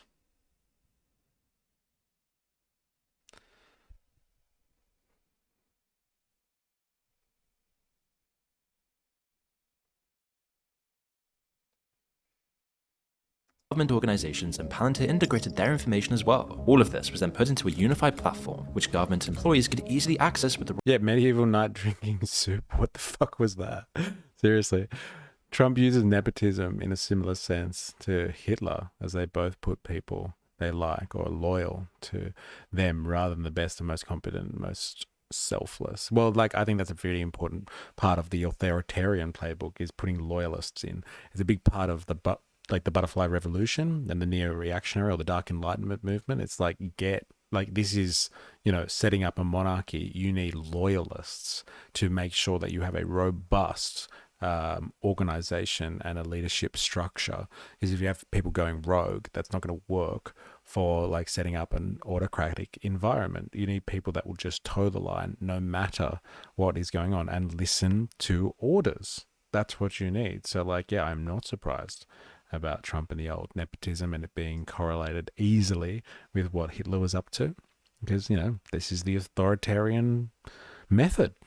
Right clearance. Though the first real test came with the War on Terror, there's no other arena where data and knowledge is more important than military intelligence. It was especially true in the kinds of wars America was fighting, where they lost far more men and vehicles to roadside IEDs than to enemy soldiers. Knowing who the insurgents were, the location of booby traps and where they were hiding was absolutely key. Palantir offered a solution. Using the data management technology they'd been developing, they could put together all the different sorts of information that the US was gathering. Drone footage, satellite imagery, reports from soldiers on the ground. It was all fed into their algorithms to figure out who was an innocent farmer and who was an enemy combatant. Palantir called it their God Eye view. An account from Annie Jacobson's book First Platoon describes how this worked during the war in Afghanistan. Palantir had flagged what looked like an Afghan farmer because of one strange detail about him, unlike most other Afghan farmers. He wore a purple hat. Over a period of weeks, an intelligence operative watched his daily movements, learning his patterns. At first, it did just seem too strange to be true, but then after seeing the man lay an IED by the roadside, it became clear he was working as an insurgent and a strike was scheduled. But when the day and opportunity came, something seemed off to the operative. The man they were tracking looked and seemed the same, but he was acting very slightly differently. If it was up to the software, he would have been blown sky high, but the operative knew something was off. Even though he was still wearing the purple hat, he just wasn't acting like he usually did. Just minutes before the final call had to be made, the real target emerged from his home and confirmed the operative's suspicions. The person they'd been tracking the entire day was someone completely different, someone completely innocent. With just moments to spare, the operative called off the strike. And it's these kinds of mistakes that were dangerously common at first. When they rolled back the tape, it turned out that a glitch in the camera system they had used made a different man's hat look purple, and that had caused the confusion. But over time, Palantir's systems got much more sophisticated. Soon, they began being able to accurately predict people's future movements. We know of all of this because someone in the loop talks about it after the fact, but we don't know how many mistakes they usually make or think they made. The data is just obviously not publicly available to us, but it hasn't stopped this technology developing incredibly quickly, and the effects are harder to see. Palantir may have well prevented lots of bad things from happening, but it might have also caused lots of them as well. All the mistakes they made and the patterns they saw led to real-world actions. Soldiers almost certainly interrogated innocent civilians because the system flagged them as untrustworthy. Harsh measures and military force will have made regular people more... It's pretty scary. Pretty scary. Like, honestly, like, this is what they're talking about. Like, you feed large amounts of information, makes a call. And like at the end of the day, like with Igor, they needed people to be there, humans in the loop. This is a massive concept in AI tech space. Okay. Like this is a huge concept there. Like, do you have humans in the loop or not?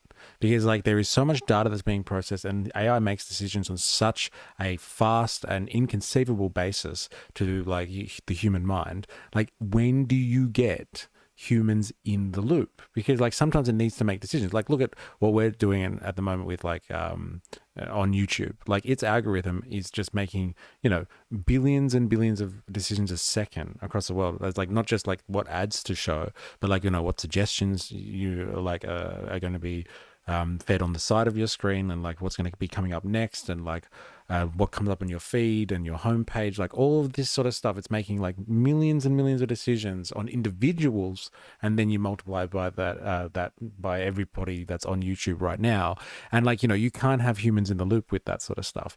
And so like with this, like okay, if they're just doing one operation in the day, then you can have humans in the loop. But like if they're doing multiple operations a day, and like this stuff is making decisions, at what point do you insert the human? And so like, they just mentioned like how many interrogations, how many civilians did they interrogate in Afghanistan? Like, knock their door down, blindfold them, throw them in the back of a truck, take them to some place and just basically torture them based on the recommendations of some algorithm. How many times is that going to happen to people on home soil when a police algorithm, waterboarding, like, all the things that they probably would have done to people because like some AI was just like, yeah, it's the dude with the purple hat. And they're just like, oh, fuck, there's a few purple hats out here. Let's go with that one, like kind of thing. Like, what's that going to look like when that's the system that is helping police make decisions on a large scale? If you get profiled wrong, you're fucked. It's where we're going. The AI is not perfect. It's only as good as the data. More bitter and angry, pushing them towards insurgency. There's nothing to gain in making something more efficient if the war itself is useless and endless anyway, only creating more conflict later on. An endless series of wars is perfect for Palantir though, as it lets them test out their gadgets in various wars. Mum. Oh, this is twist outrageous. Warrior. Cream on the left, you decide what we wear. Cream world, optimizing their system to be as deadly and accurate as possible. And today, we can commonly find it in use in Ukraine and Gaza. And now, most of the job is just done by AI, with very little human intervention or decision required. A kind of chatbot-style program provided by Palantir offers up suggestions to commanders like a waiter making recommendations of a wine list, but they're also now getting into hardware, building AI-powered tanks and other weapon systems. And with the world going in the direction it currently is, it's absolutely no wonder why everyone's now talking about them and their stock has shot up dramatically. As this technology and integration with the US deep state would be enough by itself to make Palantir incredibly powerful, but it definitely isn't enough for Alex Karp, Thiel, or Palantir. Instead, they decided to turn their gaze inwards to use the same surveillance technology on the home front. Using these same systems, Palantir has been an essential partner of police forces across the West for years now. They've been most famous for their software that lets police departments engage in something known as predictive policing. In the same way that Palantir predicted which Afghan farmers were insurgents, they can also predict which regular people are involved with crime. Based on all the data that police forces have about people, they can draw up district or citywide maps of where crime is likely to occur. They can then suggest patrol routes where to station officers and even which people to arrest. These systems often do nothing to actually counteract the inherent bias in the data they're given. When police patrol more often in a given area, they find more crime and make more reports. That then gets fed into the system, which tells the police to invest more resources into that specific high crime area. But this is definitely not the worst part of the system though. You see, Vice obtained documents given by Palantir to a California police force they had a contract with in 2016, and the details were shocking. With their easy-to-use system, a police officer could simply type someone's name in and learn a staggering amount of information about them. Palantir would tell them what their email address was, their phone number, their date of birth, and their address. With just a license plate number, it could look at footage from public CCTV and figure out specific locations you'd been over. What the fuck? Like because of Palantir collating all of the data that's out there, like you have like, and guess who? Guess who else is like, is right there doing all of the facial recognition technology through a company called Clearview? Fucking Peter Thiel. And so like he's probably integrating like all of the surveillance cameras all over a smart city somewhere, and it's just like, here, you copper, go back to your car, type in like the details of this person, bring it up on your system, and we can watch where they've been going today. You walk back to the car because you pulled someone over and you're like, where you been today? I was at the shops and the library because I like reading books. Well, I have a sneaky suspicion that you have been nowhere near the library because I've actually seen footage of you over here. You want to try again, buddy? Like, this is next level control. And like, the argument is always there. Can make policing better. Could make the system safer. All of that sort of stuff. But like, let's be honest. We know how they really use this stuff. And it's not to protect and serve. Let's be honest. NYPD has an office in Kappa Saba is not rail. Well. Jerriga, welcome. Haven't seen you in the chat yet. Hope you're enjoying the stream. What a police state. Next level, man. The fun. I don't think any of my YouTube messages showing up. I'm not even saying anything against the terms of service. What the fuck? Oh my God, that's the first of 4 I've tried to pop up on the screen. Like, it's not coming up at all on this end. So if you are saying stuff, just let me know if you're going into the censored comments and I will repeat them. I'm getting silenced for talking about due process. NYPD is too busy picking wedgies and playing Candy Crush to be bothered to do any real work. Well, they don't have to fucking do real work because like they've got these automated systems. No way. Doesn't sound like Shapiro. Share away.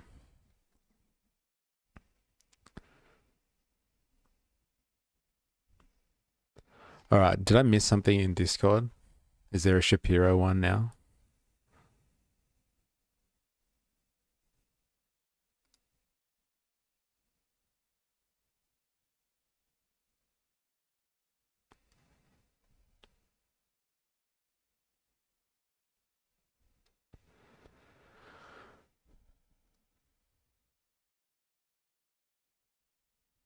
Don't get why either of those was censored. Let's have a look.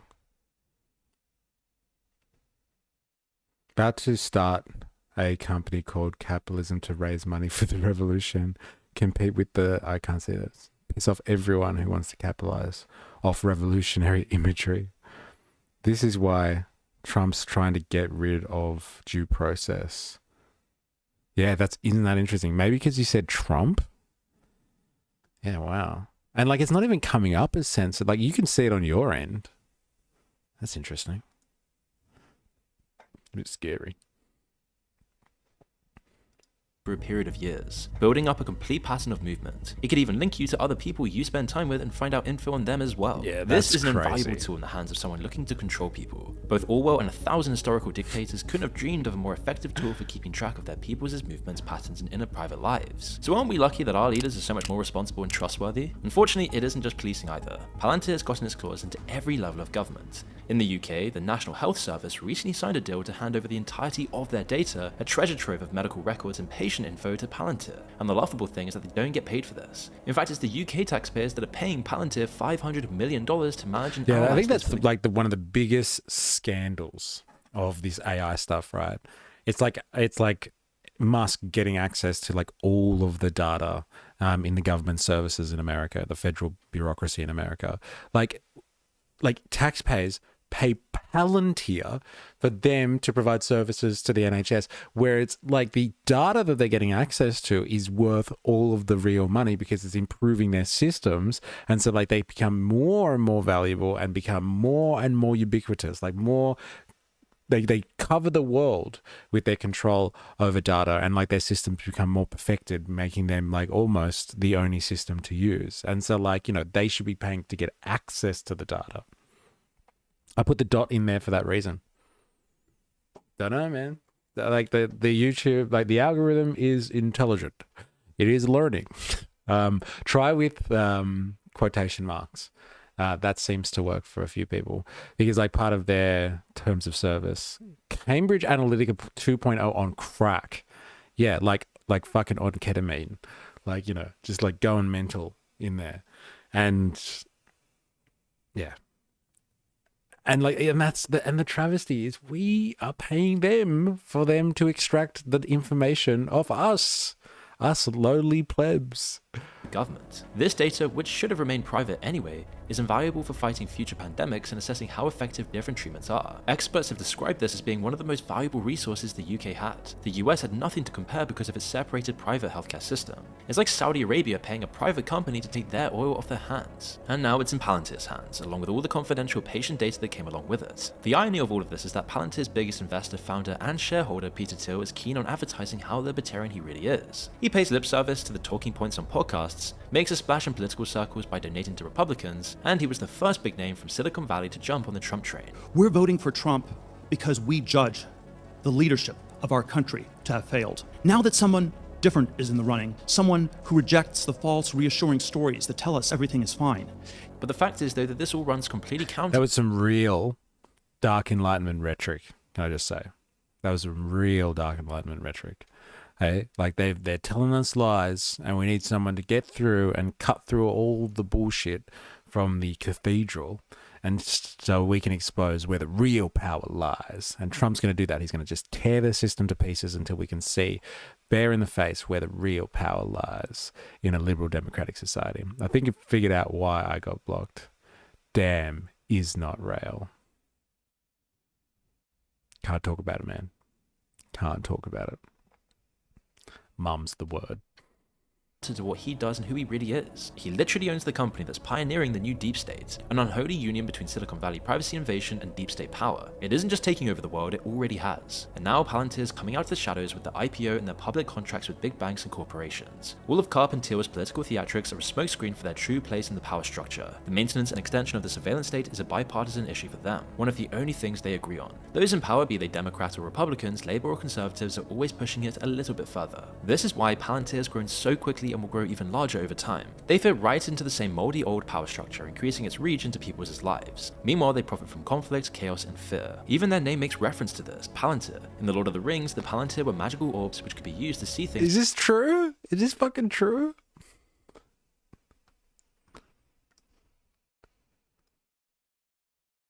Is the name Palantir a reference to Lord of the Rings?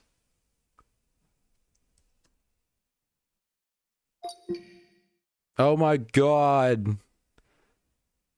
What is a Palantir in Tolkien's world? In Lord of the Rings, a Palantir is a magical crystal ball seeing stone. It lets you see far off events and places. You can communicate with someone else using another Palantir, but it's dangerous. What you can see can be manipulated, leading you to draw the wrong conclusions. Just ask Saruman.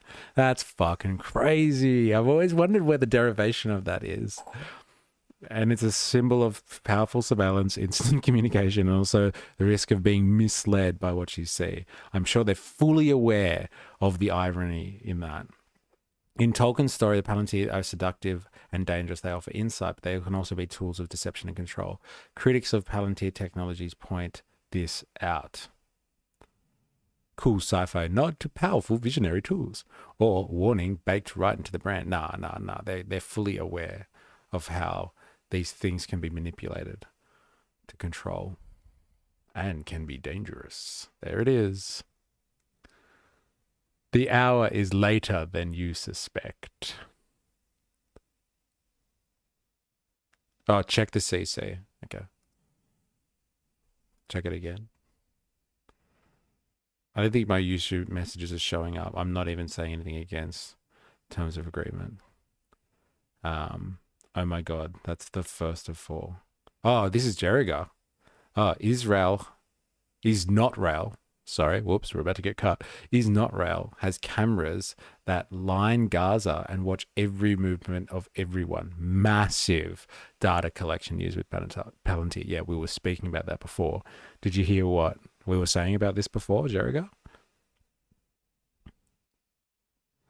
Like, it's incredible how they've been used in this fight. This new age of warfare. Let's be honest. I can't believe I didn't make that connection. Yeah, I didn't even know what those balls were called. Well, yeah, he's a massive Lord of the Rings nerd, apparently. Who? Up or or Thiel? It's all is not rail. Look to the coming at first light on the 5th day of dawn. Look to the east. Yeah, well, Palantir, eh? Across great distances like an all-seeing eye. Alex Karp insists that the company's role is to protect the Shire. The way you dominate the future is you dominate the present. I want America to be American in 1,000 years. And they often boast about all the tragedies they prevented over the years, but people never asked for their sinister protection. We don't even know the extent of how much freedom we've lost because of all of this. Meanwhile, both Karp and Thiel have enriched themselves to the tune of billions of dollars, and the stock market is going absolutely crazy for Palantir. And thank you Fume for sponsoring this video. Remember to check them out with the link. There you go. There you go. Hey, Palantir. Thiel. LOL. Well, ladies and gentlemen, we've been on quite the ride today, might I add. But like, here it is. This is like summing up the kind of crazy rabbit hole journey that we've been on over the last like week now, where we've gone off into philosophical land to understand what the basis is for all of this darkness that we see before us, like that is exemplified by Palantir. And the philosophical backdrop for the darkness is the Dark Enlightenment and the neo-reactionary movement headed by none other than Mencius Moldbug, our friend, also known as Curtis Yarvin. And so like his thoughts about like how society operates and how things should be run kind of thing are permeating through society, and they're coming through the tentacles of the surveillance capitalists of the world, of through Silicon Valley. They have incredible monetary wealth, but they also have incredible means of production. Like the AI stuff that we're dealing with now is rewriting the rules of the game. It's rewriting the rules of warfare. It's rewriting the way that the government relates to its own citizenry. It's rewriting all those rules. The American Constitution, in all of its wonder and glory, in terms of trying to protect the rights of citizens from a tyrannical ruler or a tyrannical government, it has absolutely nothing in the face of this type of control. Like they mention it here, there's some, dictators throughout history that would have just loved to have gotten their hands on this type of technology. And so like, we're out, ladies and gentlemen. Like this is the new age, and we don't have the tools to fight against this type of stuff. The only tool really to fight against this type of stuff is seizing the means of production. Like these tools can be expropriated, as they say. Like that's it. You can't legislate against this stuff because nobody cares. You can't regulate this stuff because no one can keep up with the way it's moving. Literally the only thing you can do with this type of technology is to seize it. That is literally all you can do in the face of like this darkness. Like I don't see any other solution around that. Round of solidarity forever to end the stream. I second that. That or love me. I'm a liberal. Hats off to the Dutton effect, LOL. Okay, I've now generated a love song from Sauron to Palantir. Not that anyone asked. All right, let's hear the song and then we'll play that out. Solidarity forever. Oh, it comes up straight away, nowhere. American Workers song, Solidarity Forever. Anyone care about what version we use? Pete Seeger, Solidarity Forever. Anyone?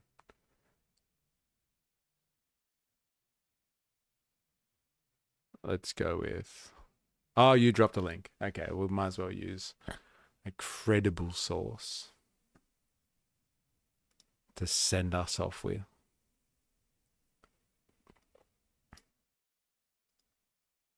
Bob Hawke belts out. No way. Oh, this I gotta see.